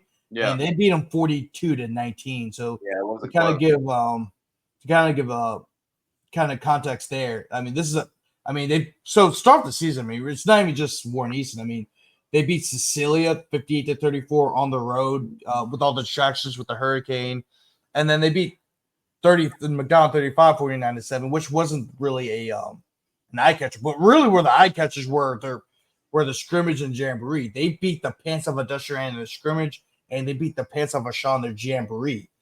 So a lot of people knew, okay, this St. Aug team can be very good. However, nobody's really going to judge off of scrimmage jamboree because obviously it's the preseason, right? Things can change, and St. Aug is still doing St. Aug things, and a lot of that has to do with you have better leadership in charge. Robert Valdez has done a great job with that program. I thought he would. I thought, this year was kind of going to be a transition year. I thought they're going to have a lot better year than last year, because last year went 3-7. There's no way St. Aug could be any worse than 3-7, and then also not win a single Catholic League game. I think St. Aug will be a 6-7 win team. They could win 8, and really it starts with this game against Carr right here. And then after that, they got Jesuit and then Rummel. So these next, really, I think the Carr game, these next 3 games really will show you what St. Aug's really about. Yeah. Because not only is Carr really good, but then Jesuit's improved team. Jesuit's the team that beat St. Aug last year. Rummel, of course, right now, maybe is the second best team behind Carr. So if you were able to go 2-3 in those games, I think St. Aug is definitely the third best team. Really, you can make a case they may be the best team, because if they beat Carr, because you got Carr and Rummel, the 2 out of the next 3 games. So if you beat any one of those teams, you could maybe be the second best team in the Catholic League. So we'll see. But I think they have the right pieces on offense and defense. And really, the defensive line is so very – just because they lost Shaquem Stewart doesn't mean that the defensive line is going to be drop-off. I mean, they still have Warren Roberts and Ty Dominique on the defensive line. Those 2 are legit prospect. Well, Warren Roberts, of course, is committed to Tulane. And then Ty Dominique, I think, is kind of the guy who's flying under the radar. But he could probably play at the mid-major level, probably like a UL or Tulane. But definitely he's a guy that may be on Southeastern Nichols' radar. So he's a really good player. So St. Aug is showing that they could be a really good team. And I mean, they all here. See the thing about St. Aug is that they've always given the top teams in the playoffs scares in the past. I mean, they nearly beat that 2019 Rummel team. Yeah. The Rummel had to score on the very last drive to beat St. Aug. Yeah. So this St. Aug team has the talent to win those big games, but I think, but they just never really had the leadership to stay consistent. And I think under a guy like Robert Valdez, who has won it every single place he's been at, I think the St. Aug team can reach levels that they really haven't seen in quite a bit. Yeah, I mean, you mentioned it. I mean, there were times they played not John Kerr's not only in the Catholic League but in the playoffs. Some of those really good John Kerr's teams and gave them a run for their money in the playoffs. So yeah, huge opportunity here. It was a huge opportunity last week. They passed that test. But man, this is a whole new level of test coming up. And by the way, there's gonna be, remember how we went to the Deschamps game and there's a bunch of scouts there? Same here. It's because and LSU has a bye week, so Frank is probably gonna be. Frank is gonna definitely be there. Most likely on the sidelines. Now, St. Aug alum too. Yeah, you're right. So those connections there. Frank's going to be there. With his connections with New Orleans. Now, let's go from New Orleans to Lafayette for one team that we have to talk about, and that is Tulane Catholic with the start to the season they've had. I'm looking at their schedule right now, Grant. Opelousas, they beat the defending state champions. Then you beat Sam Houston decisively. Yeah. Then you beat Notre Dame 21-10, and then probably maybe the most impressive one of them all was this past week being Westgate 42-20. And right now, Coach Aponche, I mean, losing a couple of guys last year, including your quarterback Preston Welsh. I mean, this could be his best coaching job he's done at Tulane Catholic. And right now, the Rebels are really rolling right now. I mean, Jace, no question about it. I mean, this team, right now, I think is the favorites to win their district. They just beat a really good Westgate team. That was a district game, so they're winning. I believe they're 1-0 the start to district. So you already beat Westgate. Now you got to go and play St. Thomas More, and I believe they play them in a few weeks or so. And right now, Tulane Catholic is looking like the best, the better team. St. Thomas, speaking, like I kind of alluded to earlier, like most of the top teams in the Lafayette area have been struggling. Carencro is 0-4 right now. I don't think anybody saw that coming. Lafayette Christian is 1-3. Yeah. And Notre Dame is 2-2. I mean, they're going to be fine. It's Notre Dame, but they're 2-2 to start the season. And then they just got blown up by a very good Catholic New Iberia. Catholic New Iberia. That's a huge win for the Panthers. I mean, Luke Landry had over like 300 yards, 5 touchdowns. Jane Mitchell had like 5 catches for 156 yards and 2 touchdowns. I mean, so it was a very impressive day for the Catholic New Iberia Panthers. And Mike Cobbage did tweet this out that that was the first time he's seen Notre Dame get out physical by any team in a while. And even but especially by Catholic New Iberia, usually Notre Dame's the more physical team. Well, Notre Dame's usually the more physical team over Catholic New Iberia. So it was definitely a shift. But St. Thomas More's 1-3. Yeah. This is a team that's been struggling, and it'd be really interesting to see if the Cougars can bounce back after an unfamiliar 1-3 record to start the season. I mean, nobody's really used to that. That would be kind of like Alabama, start off the season 1-2. Yeah. It's just not, you don't really see that a whole lot. So it's like, what the hell?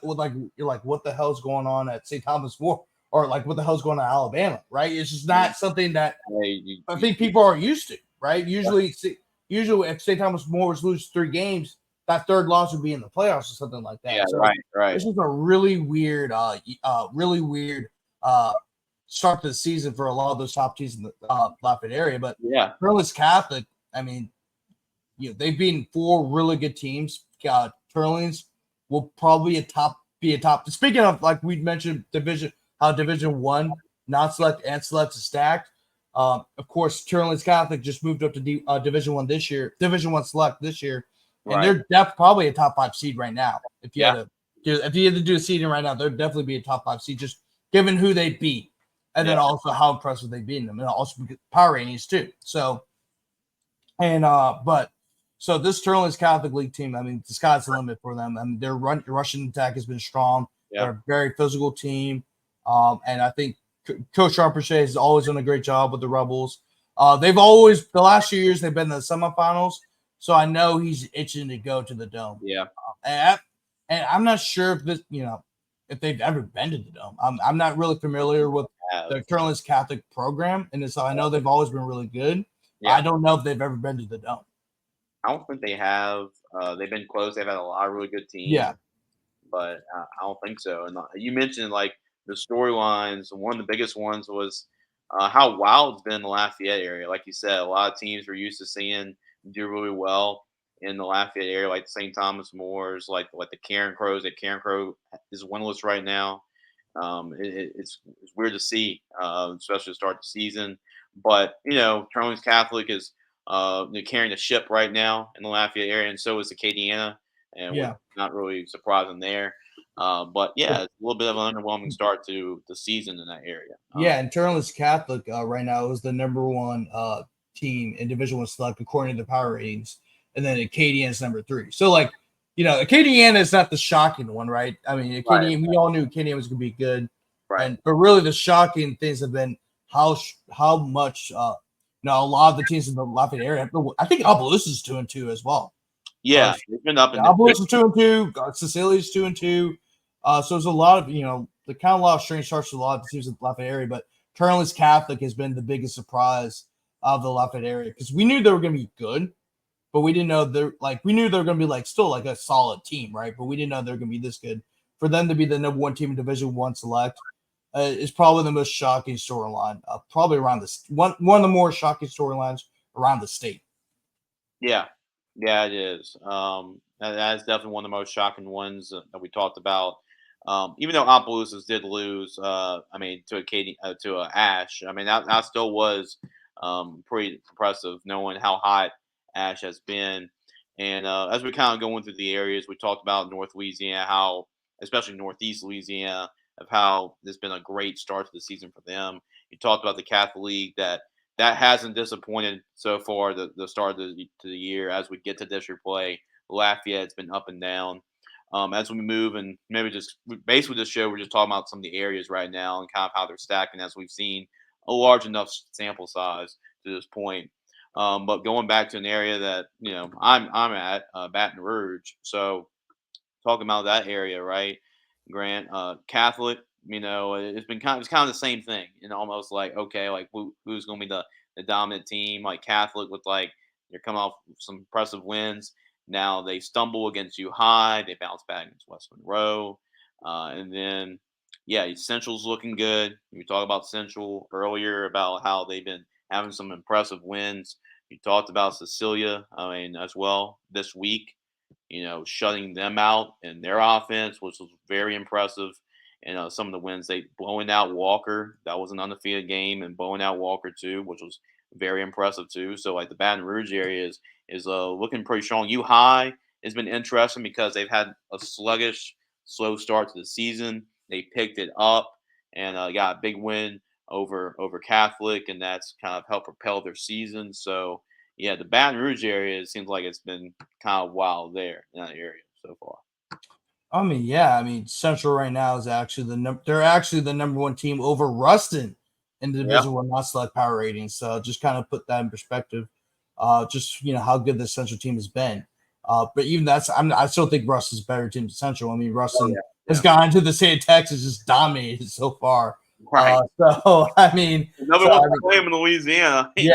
But Central has I said this before the year that Central, they can make a run for a district title. I think they just like this Central team. I was really impressed with the Central team going in. I told you before the year on the very first episode of not Ballin In Da Boot. This is the podcast we're on right now, but Friday nights on the Bayou. I don't know. I guess it's late at night as we're recording this, but Friday nights on the very first episode of Friday Nights on the Bayou, I literally said that Central was going to be probably the biggest dark horse in Division I non-select, in my opinion, just because based off of who they were bringing back. They have a 3-year starter quarterback, Jackson Furman. They have a lot of great skill players. Coach Semino is one of the top coaches in the state. And I didn't know, how quickly he's going to build Central to be this type of program, but he did that in a year and a half. Last year they had a couple calls that didn't go their way, which one of them was really controversial. We all both kind of know that. Just me, being in the Baton Rouge area for the last few years, not only as a student at LSU, but then also covering high school football with you guys. But they're a bad call away from going to the semifinals. Yeah. And right. I said on our podcast when I was still at Gridiron, I literally said if Central were to beat Neville, they have a hell of a shot to go to the state title because the rest of the way they're all very winnable games. Yeah, it was for Central. Yeah. So it doesn't shock me that Central has started this strongly to start the season. Next week, I believe. Actually, no. I was about to say they had a bye week, but that's actually Catholic actually has a bye week. But let me pull up their schedule. But it's going back to Central. This is a team that I'm still very high on. And I really think they have a hell of a shot to be Catholic. I think they have the experience to be Catholic, even though they may not have the players that Catholic may have. They nearly beat Catholic, and they nearly beat Zachary last year. Yeah. They have a hell of a shot to win the district title. I'm not sure if they will, but I think they'll definitely, when it's all said and done, at the end of the regular season, they'll be a 8-2, 9-1 team, and they'll be a top 3 seed come playoff time. And they have a hell of a shot to go to the Dome. They really do. I really like the Central team. And this week they'll have LC at home, which I expect them to win. Then they have Woodlawn, and then October 18th they'll go to Memorial Stadium, and will be the game of the week. Because I really think the winner of that game controls their own destiny to win the district title. Absolutely. There's 2 more teams. That's going to be that is going to be a heck of a game. That will probably most likely decide the district championship. I know Zachary. I know David Bruce's like, hey, what about us? So they're going to be involved too. Yes, they will. They will. I think they're a team that will get better as the year goes on. Right now they're kind of in a conference. I'll say this, they played Acadiana really tough. Yeah. Although Acadiana was just a better team, they were able to pull away late. But Zachary's a team that usually gets better as the year goes along. Just right now, Zachary. Usually they had that stud at quarterback. They really haven't had that last few years. So, but they still have very good skill players, albeit that they're young. They're young players. Yeah, right. There's 2 more teams I want to talk about in the Baton Rouge area before there's any other teams we can wrap it up with, Grant.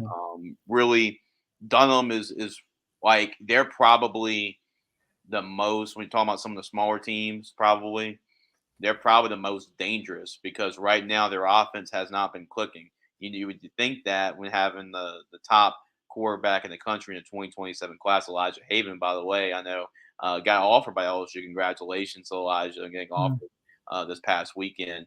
But it's really they've been winning games kind of tough, gritty, defensively. They run the football. This isn't just the misconception about them. Oh, they have the number 1 quarterback in the country. They're going to just throw it for 500 yards and 6 touchdowns a game. But it's more of a defense, gritty, tough defensive team. And Elijah Havens just makes plays when they need him to make plays, it seems like. Yeah, you got to think about this. Dunham is playing a really tough schedule. They've played Parkview Baptist, who's always. Now they beat them 46-0, which kind of shocked me. Yeah, that was. But they beat a really good Parkview Baptist team. They beat it. I know Live Oak isn't the program it is, but I think they will be a very good team in the next year or 2 because all their guys are basically freshmen and sophomores. All their best players are freshmen and sophomores. So that's a team you definitely need to watch out for in the Baton Rouge area. But then they've had 2 tough back-to-back matches with a St. Charles Catholic team that's in 4A now, and historically have always shut down the best of offenses. And then last week they went up against an essentially Catholic team I really think is a state title contender. Really, if they had a big lead over Vermilion Catholic, but Vermilion Catholic came back late to win that game. I mean, they were a dome team last year, and they're going to be a dome team this year again with all the players that they have returning from last year. Skill players on the line of scrimmage. And, Elijah Haven had the game-winning 65-yard touchdown because he's a winner. He's the number one player in the country for a reason. I know the last 2 weeks he hasn't looked the best, but that's what happens. You go against two fantastic teams that are well coached. Of course, Wayne Style. I know St. Charles Catholic is 0-3 right now, which is really that's probably been the most shocking, one of the more shocking storylines in the New Orleans area. Especially I'm talking to people in New Orleans who cover prep sports or fans of prep sports. And there was a lot of comments about that in our live stream the other day about St. Charles Catholic. But then essentially Catholic. Laura Narcisse has shown that he's a really good head coach, despite the fact that he's literally our age. I mean, the fact that you can go toe to toe with a coach like Neil Weiner, who I'm really high on, he's a really good coach, and congratulations on him because his dad was inducted to the Hall of Fame. Of course, Dale Weiner, a legendary head coach at Catholic, won their first state title at Catholic. Before he let the reins to and then he bolted for Florida State because he got those allegations, the probation. It's kind of like LSU, Grant. For if you think about it, like the last couple head coaches won national championships. It's been that way for Catholic. It's been except it's like exact opposite. Some of them getting fired, they left for other jobs. Better their careers, right? Dan Ferdita's now in the college ranks, and then Semino, he's now a Central, which was a shocking move at the time. But he got paid a lot of money, and he's back in the public school system. Where there's a lot of great benefits there, and I know that because my mom's a teacher, so I know all about the benefits in the public school systems in Louisiana.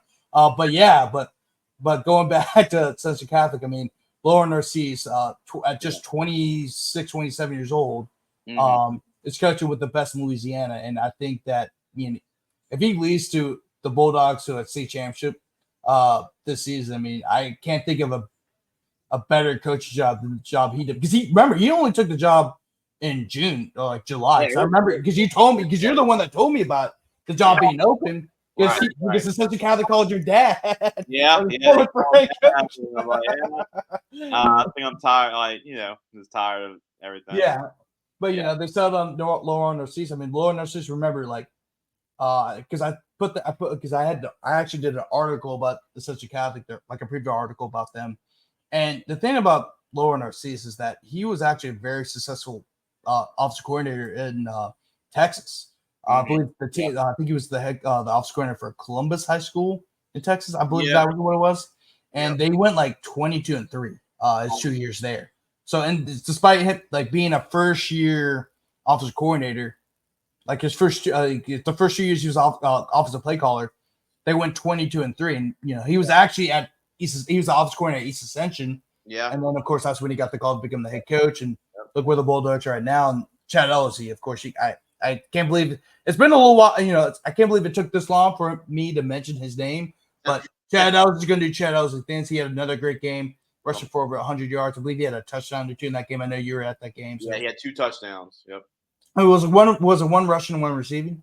It was one rushing, and then the other one was right before halftime. He scored on the last play. I'm just kind of going back to Denham. This is a very good Dunham team. I see they're going to get better as the season goes along. Dunham is a legit Dunham team. Elijah Haven's Elijah Haven. He's going to have one of those games. He's a high school quarterback. He's 15 years old. He's going to have a game where he's only going to throw for 80 yards in one game, not have the best game. And then a couple of games later in the season, he's going to throw for over 300 yards and rush for another 100. I mean, he's a 15-year-old kid. Right. Come on, guys. I mean, we're acting like he should be like Jaden Daniels, every game's he's 15. So, as the season goes along, he's gonna get better and better and better. And so will the rest of the Dunham. Because remember, it's not just him. There's a lot of great players on this Dunham team as well. Jarvis Washington, Colin Piku.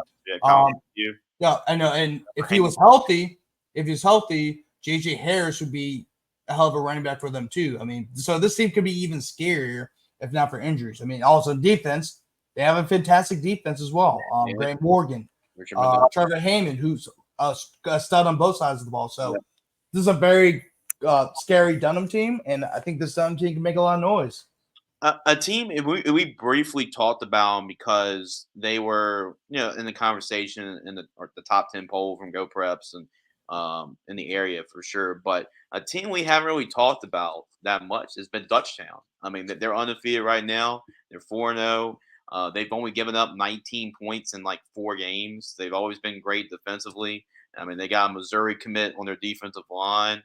They got a pretty talented running back on the offensive side of the football too. So Guy Mastro is one of the best coaches around, and they were right there for knocking on the door of the state championship last year in the semifinals. It wasn't for Mother Nature really being really being a factor.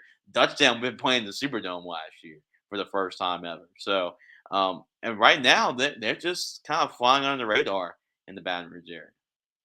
I mean, yeah, I think just really the whole district always flies under the radar. Jace, I mean, you know that. I mean, you're a Baton Rouge guy. But I've always spoken highly of that district. That district's underrated every single year. There's always there's some great football out there. Right now, you have Dutchtown, Denham Springs, and Walker all 4-1. 4-0. Like Dutchtown's 4-0, Denham Springs 3-1, and Walker is 3-1. Of course, their one loss was against us. Central, which we actually alluded to earlier. Oh, we talked about a little earlier in the show.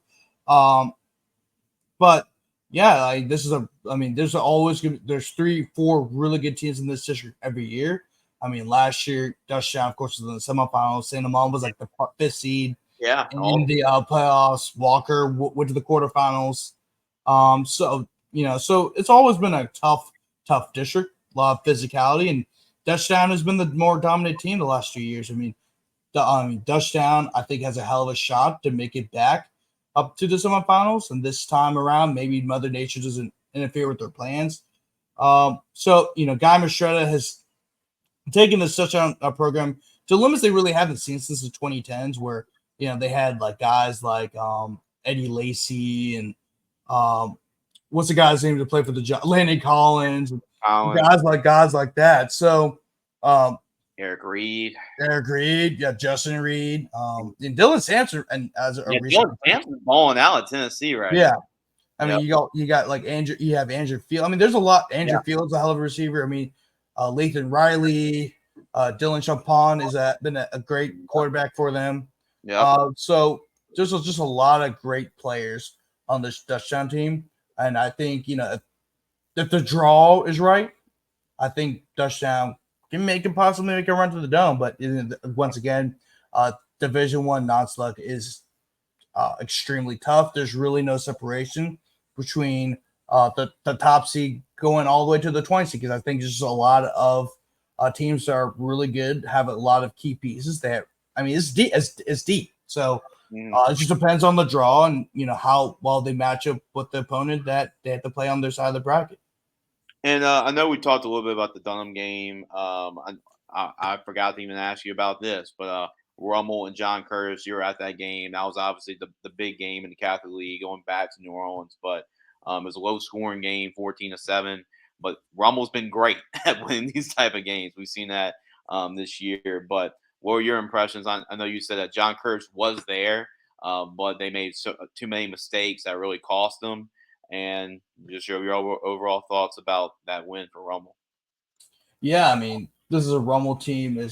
I've kind of known how good they could possibly. I knew about what heights they could reach to before the season started. I know that they're bringing back a lot of players from their team last year. I know a lot of Rummel alumni who follow the team closely, and they were talking all summer long about how good this team is going to be. And I knew, but the issues with Rummel was that can they find consistency, right? They need to stay consistent because the last few years they haven't been consistent. And another reason is injuries. Can they stay healthy, which also played into why they're so inconsistent the last couple of years. Because I knew that the talent in this junior and senior class is phenomenal. I've been knowing about how good the senior class was going to be since the 8th grade year. A lot of those guys actually played my little brother on their travel football team where they're going like Texas. And so some of these kids are like from Joe Brown Park and Pontchartrain Parks. So there's some really good players on that Rummel team. But then also they have a lot of great underclassmen as well. I mean, the running back, Karan Hawkins. Yeah. They also have an offensive lineman. I actually put that in my notes. He's a freshman. He's like 6'4", over 300 pounds. And that's Raymond Hughes. Raymond Hughes is a freshman. I mean, Mark Chesby is a kind of a flex guy. Jalen Ash is a sophomore. And they also have a lot of juniors on this team too. So I mean, a lot of these guys are coming back next year. I mean, the guy who made a big time tackle near the end of the game was Kinsley Barconi. He's a freshman starting a linebacker. I mean, he balled in the U High game. We were both at. So there's a lot of young and up and coming players that are going to be back for this Rummel team next year, and they also have a large junior class. So Rummel's not going to go away for a very long time as long as they stay healthy. Nick Monica's done a great job with this program, taking over for a guy like Jay Roth, who really brought this Rummel program from being a pretty good Catholic League program to being one of the elite programs in the state of Louisiana. So Nick Monica has kept that going. I mean, his first year they arguably had the greatest defense we probably have ever seen. That was one of the greatest, for sure. Since I've been covering, for sure, that was one of the greatest high school football teams I've seen in the state. That Rummel. Yeah, I mean, I think Rummel, the way Rummel plays is very similar to how Russin plays, and that 2019 Rummel team was very similar to last year's Rummel team that won the state championship. But even the quarterbacks, just like Josh Brantley. So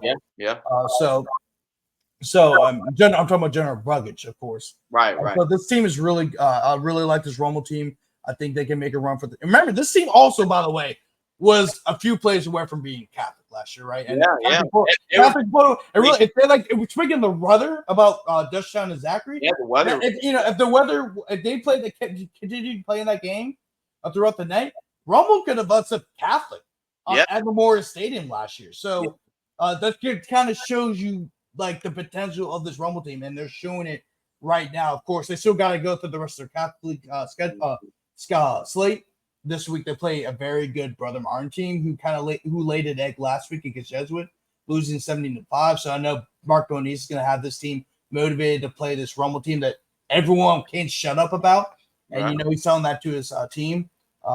This week, you still have St. Aug on your schedule, and then also they play Carr the very last weekend. That game, if everything if everything works out, you could have an undefeated Rummel team and an undefeated Carr team playing each other for the Catholic League title on a Thursday night.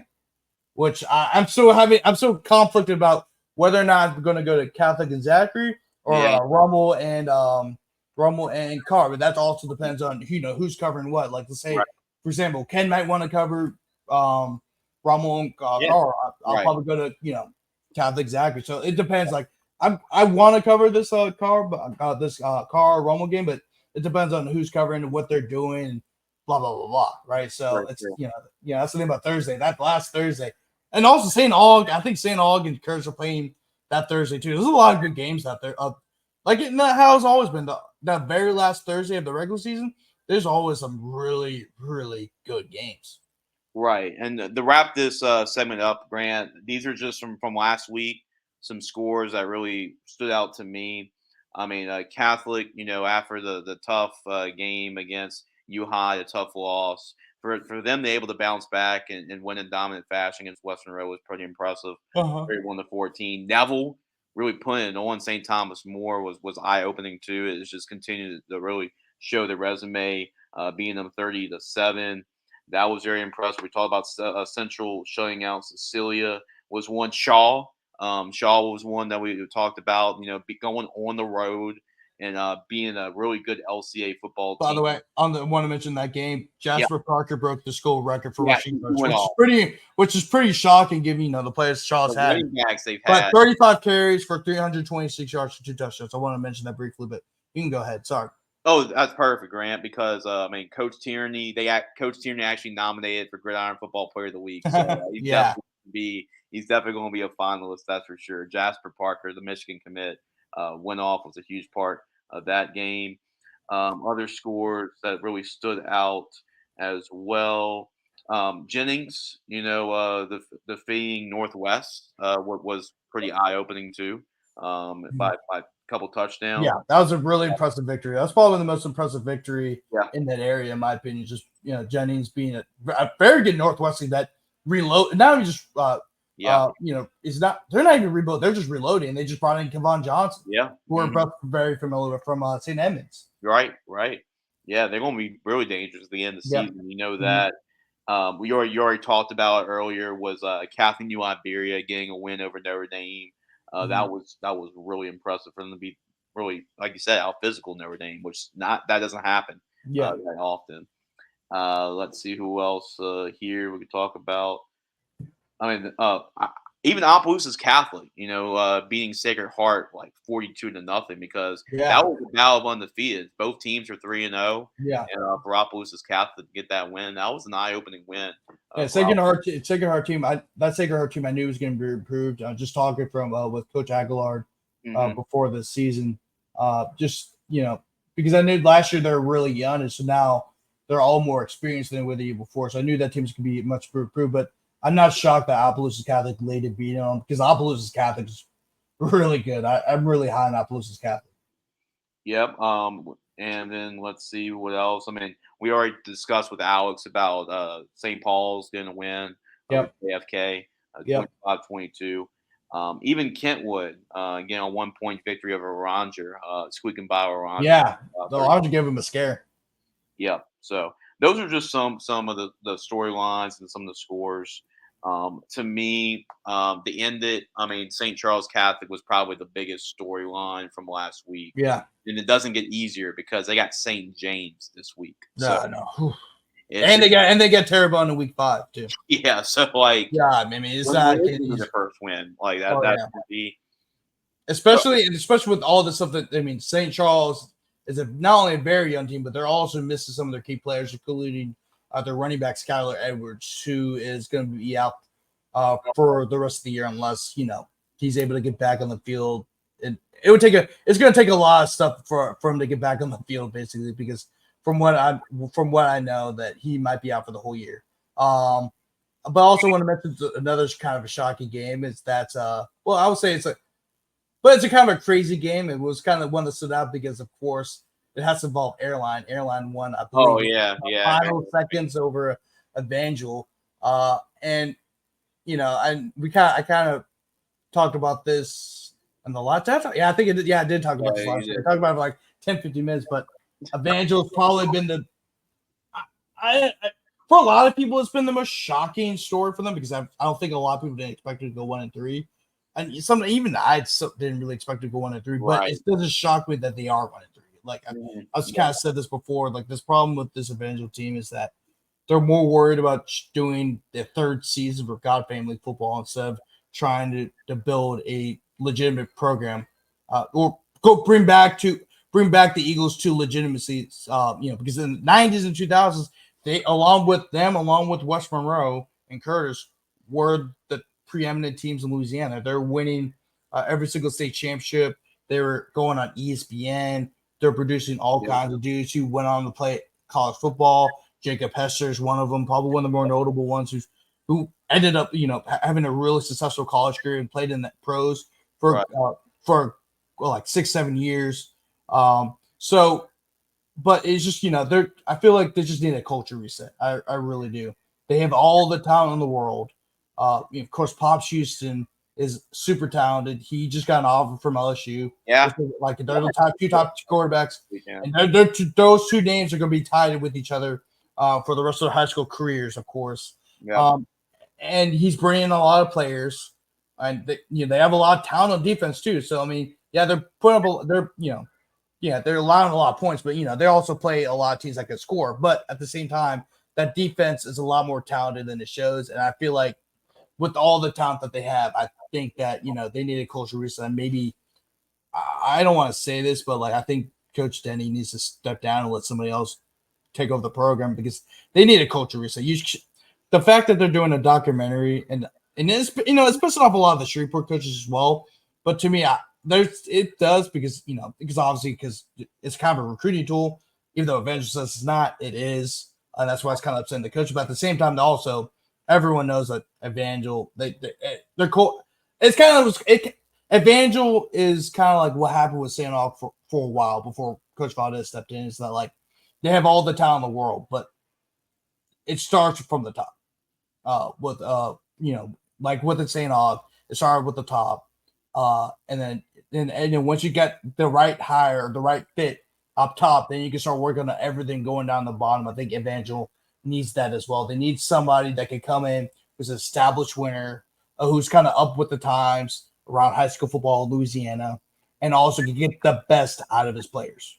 Right? I think these players are super talented.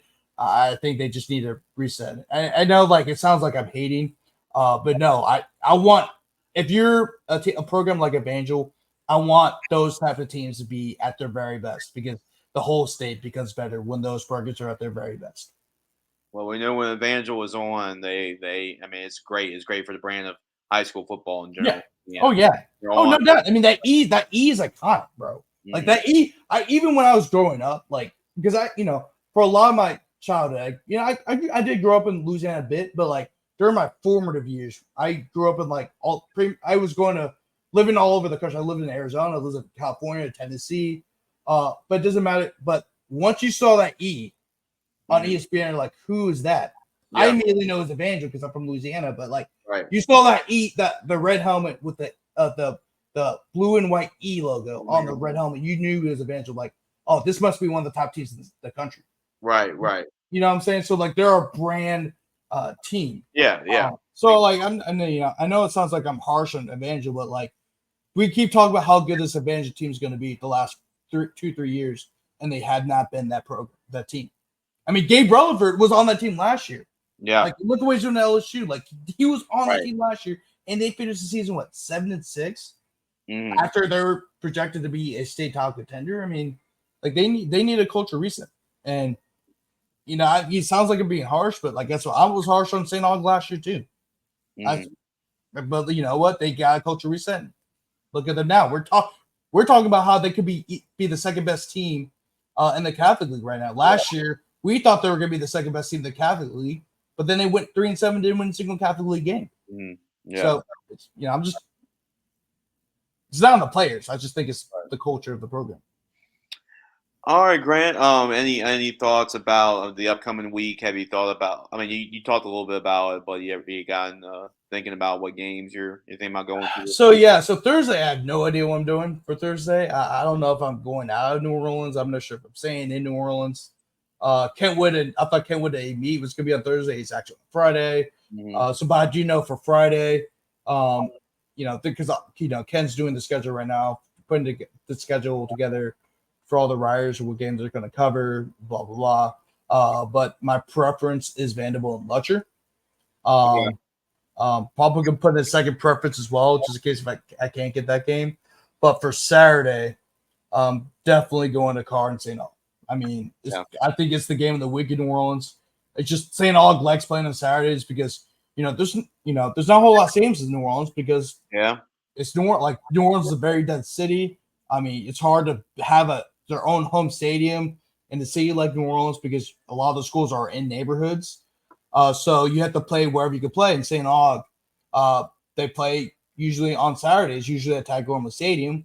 And that's because, one, I mean, that's the best time you can play, but then also it's cheaper too for rent because you got to rent out the stadium. So it's cheaper to play on Saturdays than actually is on Fridays. But I mean, it's kind of a unique. I wish they didn't play as much Saturday because obviously I cover LSU, so a lot of times I can't go to their games. But this is a unique week for me because LSU is on a bye week. So guess what I'm going to be doing? Going to Tagorma to go see St. Aug and Carr battle it out, and it's a big game. It really is. It is. So make sure to follow Grant's stuff. He's done a great job. Crescent City Sports. He does a great job over there. Check out his YouTube channel as well. Subscribe to it. River Sports Media. Make sure to check that out. Check out Grant's work as well. Grant, good job as always, man. And we'll chat next week. And it's hard to even say this, Grant, but we're halfway through the regular season. I know. So, yeah, and I'm thinking we're because I really haven't talked about Jace with this, just because everything's gone by so fast and kind of putting together a schedule. But I think we're going to be doing I think we're going to do like a mid-season type of recap, in sense where we're probably going to say, hey, this is our coach of the year so far, this is our team of the year, this is our sleeper team, like top players, something like that, kind of similar to the very first show we did. So I'll give the details, but we also got to work up the schedule to see how we're going to do it. But anyway, yeah, but like, just make sure to follow Ruger Sports Media. Also, make sure to follow Crescent City Sports as well. CrescentCitySports.com, where you're going to find a lot more work, but also a lot of you're going to also find a lot of good stuff about prep sports in the New Orleans area of CrescentCitySports.com. Ken's been doing this for a very long time. He's very knowledgeable. So make sure to follow our work at CrescentCitySports.com. Also, make sure to follow Ruger Sports Media on social media, Twitter, Facebook, and Instagram. And also make sure to go subscribe to my YouTube channel, where me and Jace co-host a show just like this. Right. It's called, of course, Friday Nights on the Bayou. And but anyway, thanks for having me on, Jace. Yeah. I'm glad we're doing this weekly, and I also want to make a shout out to you guys, because you guys are doing a fantastic job. Like Daryl is traveling to New Orleans from Baton Rouge. I mean, you guys have got traveling all over the place, and so it's good to see, especially in the New Orleans area. I've been seeing a lot of posts where you guys are getting tagged in a lot of stuff, especially like Curtis, and you guys have built a relationship with Coach Tierney.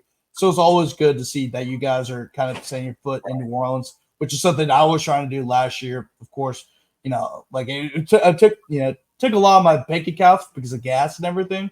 But I knew it was going to be worth it at the end, because I'm trying to get the best coverage. Not only I'm trying to cover the best games and put my work out there, but then also try to do my part in expanding you guys' business, because you guys do a lot of good.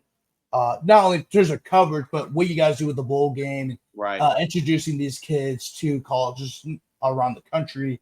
I know this year you guys are going to have a big bowl game with all the talent that you've gotten to commit, and hopefully, fingers crossed, that nothing happens, whether it's injuries or guys can't play, because obviously some of these guys will be committed to colleges. And then maybe the college coach may come in and it's like, hey, we don't want you to play in the bowl game. Right. I mean, there's always going to be those type of issues. We experienced that last year, of course. And it happens, right? But there's the good thing is that there's so much talent in this state that either gets noticed or goes unnoticed.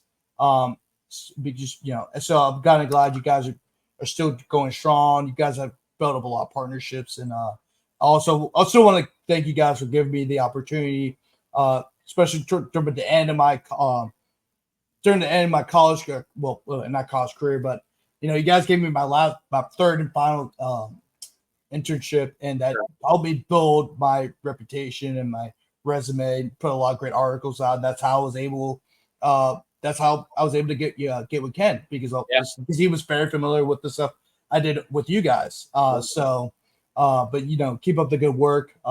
UJ's, of course, with VSN, Gridiron Football, and then also, glad to be doing this show weekly.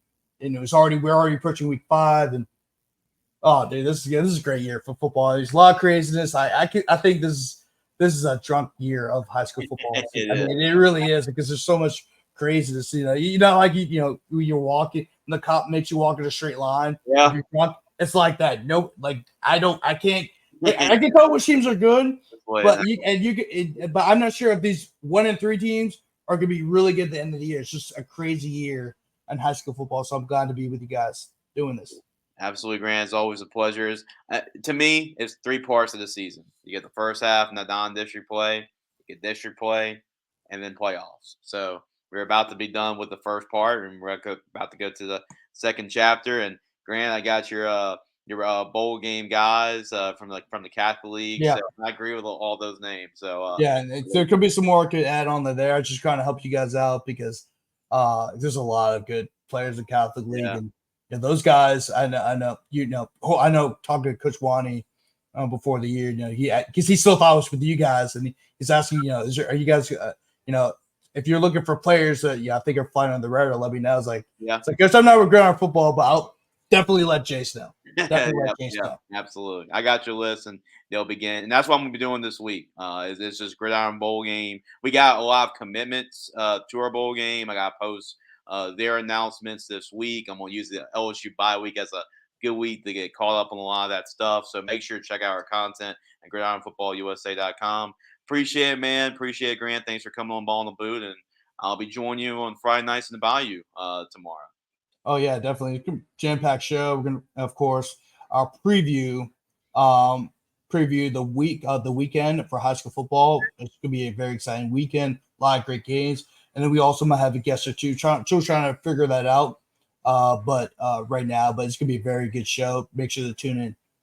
Absolutely, Grant. We'll see y'all. We'll catch up next week. Ball in the Boot. Yes, sir. Peace. Hey everyone, this is Jace LeJeune from Gridiron Football, and we are here for our final segment of Ball in the Boot. It's been a minute since we talked to our guys as well, Louisiana prospects with Kenneth and Tony, but it's really good because we all get caught up. We're filming this show on time, so it's not really delayed in news or anything like that. So that's what we're happy about, and glad to be joining y'all. Get caught up on a couple different things. Y'all been covering some middle school football as well. Obviously, some updates on the flag football side of it. So it's been a couple weeks. The hurricane, it's been, you name it. A lot of things have been going on the last 2 weeks. So Tony, first of all, tell us what's been going on with Louisiana prospects since the last time we caught up. A lot going on. Once again, Jace, hey, I'm glad to be back too. I feel like it's been forever. Francine came and did her thing, and now we're back at it. So we've been able to finally start our season. We're 2 weeks in. Had games last night. So everything's going good with the league thus far. We're actually marketing our Bring Your Own Team League right now, which starts in October, and still marketing that our gathering tournament, our November tournament coming up. So, and of course we're planning for 2025 right now. So just excited about all the new changes, rule changes, which I'm sure Ken will talk about that later in the segment here. So just geared up, just finishing fall and gearing up for 2025. What about you, Kenneth? It's been a while since we caught up. It's never stopping, man. Like we crossed off the list, and the next thing it's like, all right, let's get the next thing going. All right, let's cross 2 off the list. All right, let's get 5 more things going. But it's what it's all for. It's what we're all about, man. Like we want to keep that plate loaded, and man, we're just excited to what we can finish off the year with 2024. So we're ready. Yeah, and you got y'all mentioned a little bit of it, but any other events one more time to wrap up the year for y'all that people can go and contact y'all about wrapping up the flag football season for y'all, if there's anything coming up? Like you said, just our Facebook page. Mm-hmm. We have all our posts on there with our flyers for the upcoming events. So like I say, Bring Your Own Team, that starts in November. November. And we have the gathering tournament, which is November 23rd, 24th. Winter registration should be opening soon here next month. Right. Gear up for that. That's our biggest season we do when we start the year. So like I said, a lot of things going and a lot of updates coming. If you want to follow us, just go to our Facebook page, LA Prospects Flag Football Association, and you have everything there. Or subscribe to our website at laprospectsllc.com. All right, there you go. There you all have it. So get in touch with these guys for sure. They do a lot of really good stuff for our youth and for flag football and growing that sport. And speaking of flag football, let's talk about some of the rule changes that have been going on. Ken, if you want to elaborate on some of the new rule changes that have been going on in flag. Absolutely. Like we talked about in the first few weeks, we have these regionals coming up for the end of the year that all lead up to that Canton, Ohio, that big, NFL flag tournament. But as we go into those regionals, NFL flag, with RCX Sports, they're implementing a few of these rule changes, which when you step back and look at it, it reflects a little bit of that IFAF that we talked about as well, that Olympic circuit, which kind of makes more sense as to why these changes are happening now. So they'll be implemented this year and then for our league for 2025 as well. But one of the big ones that we kind of started to talk about was this rush rule. So originally, you could rush however many team players you wanted out of the 5. They could go from anywhere, any spot of the field at any time. So you can still rush from anywhere. You can rush I believe it's up to 2 rushers now. 2 rushers, that you can send. The only change with it now is that you have to identify yourself before you rush. So what that's doing is you have to have your hand raised prior to the snap. Okay. So I've been just kind of, scrolling, reading what everybody's, kind of thoughts are about it. And there's a lot of mixed thoughts about it. On one hand, it helps the offense knowing, where your rush could be coming from. On the other hand, it gives you defense a disadvantage of being as creative about it. So it's kind of like, how do you weigh that scale out? Like, would you rather that offensive, advantage or that defensive, inconsistency? So just think about it. I think you're going to see a lot of offensive with the signal with the clap, like the faking it first, just to get off cadence. Right. So that is legal in flag football to do that? Like a hard count? Like, if you jump, though, that person, like, even if you jump a step, you can no longer rush. Yeah. So as soon as they jump, the quarterback's going to say hut, and that freezes the rush. Oh, okay. See, my thought process is, I said, shoot, I'm just going to have everybody on defense raise their hand, and we're just going to send one. Everybody raise your hand? All right, we're just sending one, though. You being that coach, man. I'm being that coach. I'm being that coach. Especially going to New Orleans. Hey, finding a way around the rule. I got you. Hey, loophole. We talked about it week 1. Loophole. Loopholes, for sure. So, but yeah, and then just talking on the rest, like it's got to be immediate. So you can't, have your hand raised, ball snap, and then just go ahead and rush. It's got to be once that ball snapped. If you're gonna rush, then you have to rush. So. Yeah, it's a very interesting one. And you can do it at any side of the field, right? Anywhere. So as long as you're 7 yards back. So it's going to be interesting to see how everybody adapts to it. I definitely think it's going to be a good little twist for not only our rec league, but even for like I said, that tournament circuit as well. So I'm excited to see it. Do y'all think it just benefits the defense for sure, or like do you think it's a big change, or what do y'all think? I do think it's a crazy change. Yeah. Okay. I mean, you can't disguise anything now, Yeah. Like, I can have all 5 guys back at 7 yards because you have to be 7 yards to rush. So now, it's no disguise. Now I can't say, hey, you think my rush is coming, but I'm about to send this corner on a blitz. Now I can't. There's no scheming for that now. It's coming. So I guess I was thinking back. I said have all guys 5 raise their hands. You can only rush 2 now. So, I mean, I guess you could have two opposite, like 2 corners raise their hand and only send 1 corner. Right, make them think 2 coming. Yeah. So it definitely has. So they're doing the reason why as well for that the Olympic rules as well. They're changing as well for like a safety reason. So we talked about that impeding the rusher, and that rusher having to get out the way, or the offense having to get out the way of the rusher. It helps for the offense to be able to see where that rusher's coming from, and they should be able to avoid where that rusher's path is. So that's another reason for it as well. Like I said, it's going to be quite a change. It's going to be fun to see how people adjust to it. Oh, absolutely. So now we're going to talk about, really girls league and all Cowboy Stadium, all girls flag football tournament this weekend. So tell me guys about it and how big this is to grow flag football for the girls as well. Absolutely. We have some females that'll be traveling to Fort Worth, Texas this weekend to play in the hard count tournament. Excited about it. It's our first tournament since the fall session started. So we're looking forward. We got some additions. We're partnering with our other organization, Ape down in Bunkie, going to this tournament. So looking forward to it. They have some talented young ladies out there in the Vols Parish area as well. So we're looking forward to partnering with them for this tournament this upcoming weekend. But we also have the tournament in Dallas. That's the what's that? Ken? Who runs? We Run the World tournament. That's going to be a big one in Dallas Cowboys Stadium. We're looking forward to that one. And like you said, we just started our girls league this fall. Didn't get quite the numbers we wanted. We have 10U and 12U, but I can tell you now, 12U division is we have some pretty talented young ladies in that 12U division. I think we can. By the end of the year, we'll be ready for some tournaments come January with these young ladies. So definitely something to build on, foundation to build on. And Kenneth, is there like something going on in New Orleans as well? Yeah, absolutely. So next month, October 26th, will be the New Orleans Flag Regional, which will be boys and girls co-ed teams as well, being able to compete for that spot to go to Canton. So we're going to be sending our 12U elite travel team. They're going to be heading down there that weekend. We're partnering as well to get some more players and just get everybody solidified within our league.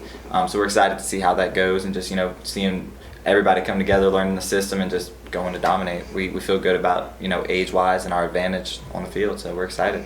Guys, before we make the transition to middle school football, any final thoughts on anything going on in flag football? Any general thoughts or topics or anything that you want to talk about before we make the transition to tackle? Just excited what's to come for the rest of the year, and looking forward to Worlds in January. That's it. There we go. Now let's talk about some middle school football. I know last time we talked, it's been a couple of weeks ago, we were talking about previewing a San Juan and Galvez game, right? Yep. Now, I know people have been waiting a while to hear, okay, what actually happened with that game, because it's been 2 weeks.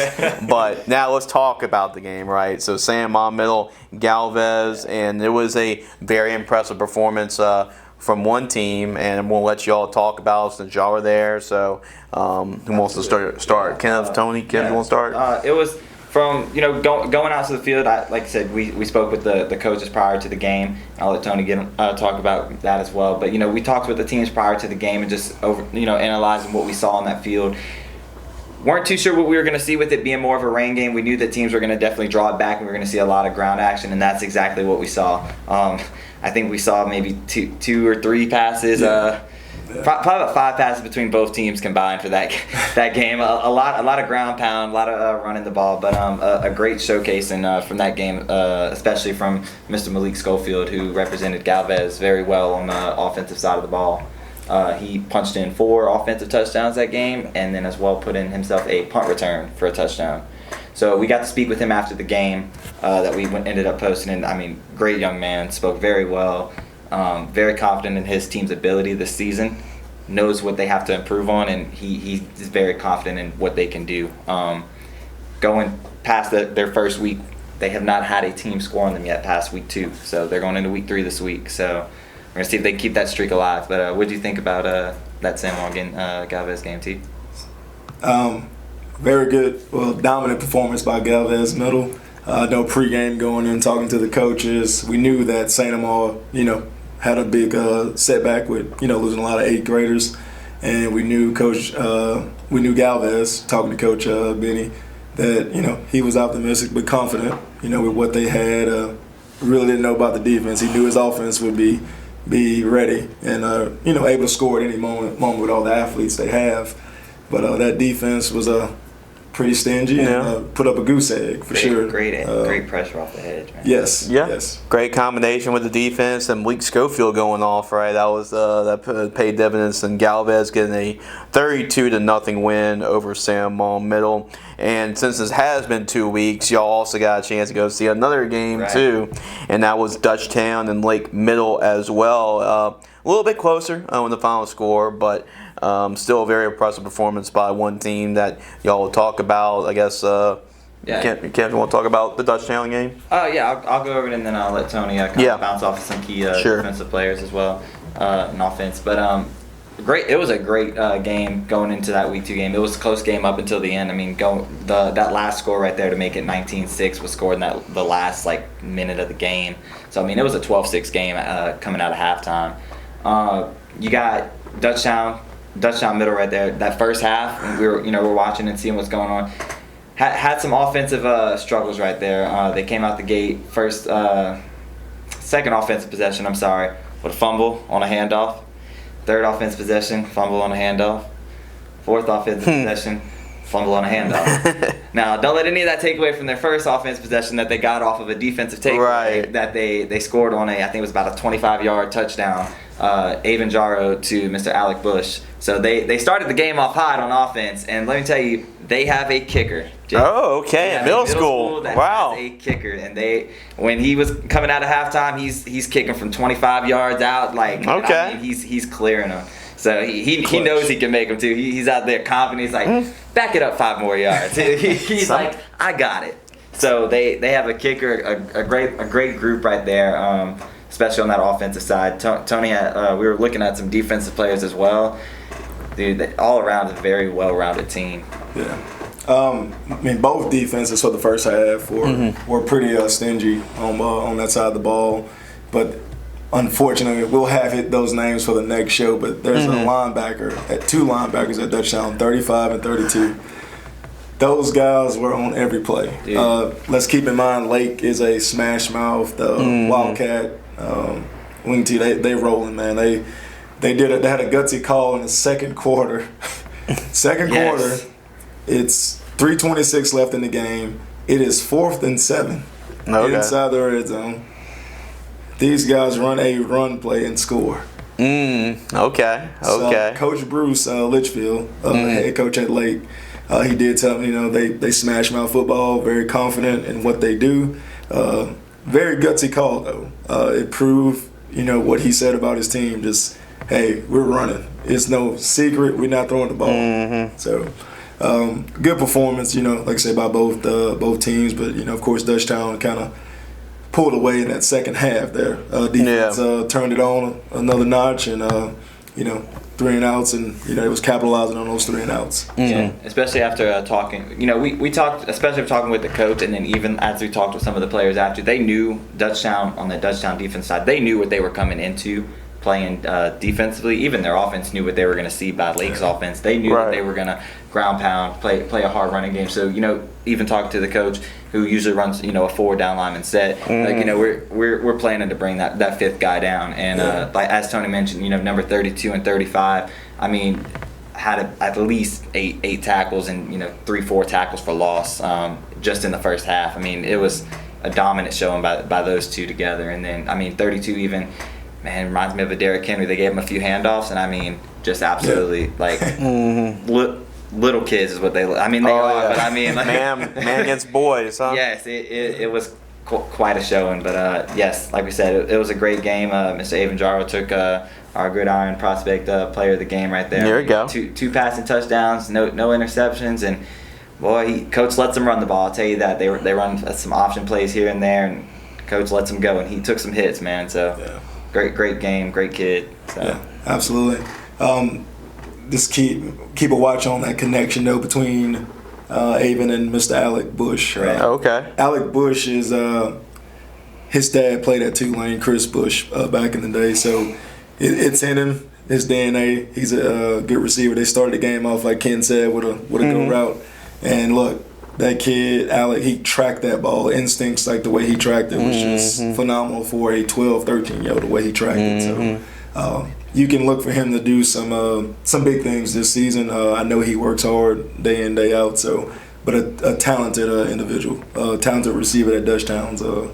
I just want to highlight real quick as well from Lake. Their talented backfield as well. That they were just putting in that work that game. Drayden Tobert. Absolutely just taking handoffs, just following his line excellently, especially with Mr. Carson Babin on the line. Tony was talking to coach. They call him meat. There we go, right meat. there. Okay.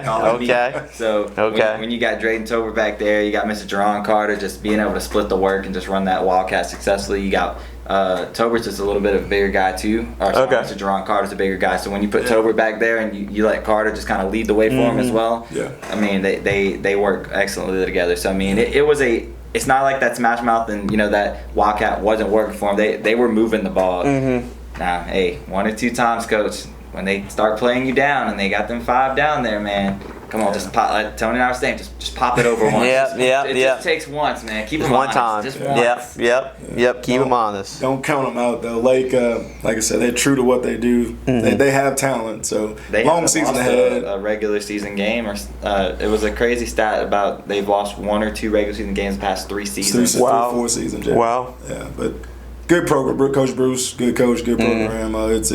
It reminds me of a Parkview system. Oh, okay. Kenny Gilliard back. Yeah. Option system. Right. Like they're true to what they do, and they're not changed from it. Yeah, they do not change. They go 5-2. I'm still running. Yeah. So. And then thank you to Coach Ponder with Dutchtown. Letting us talk with him and talk with his players, especially after the game. Like I said, great group from both sides. Yeah. So far, just the feedback from saying them all, Wang, Grenfell, and Chad Wilson.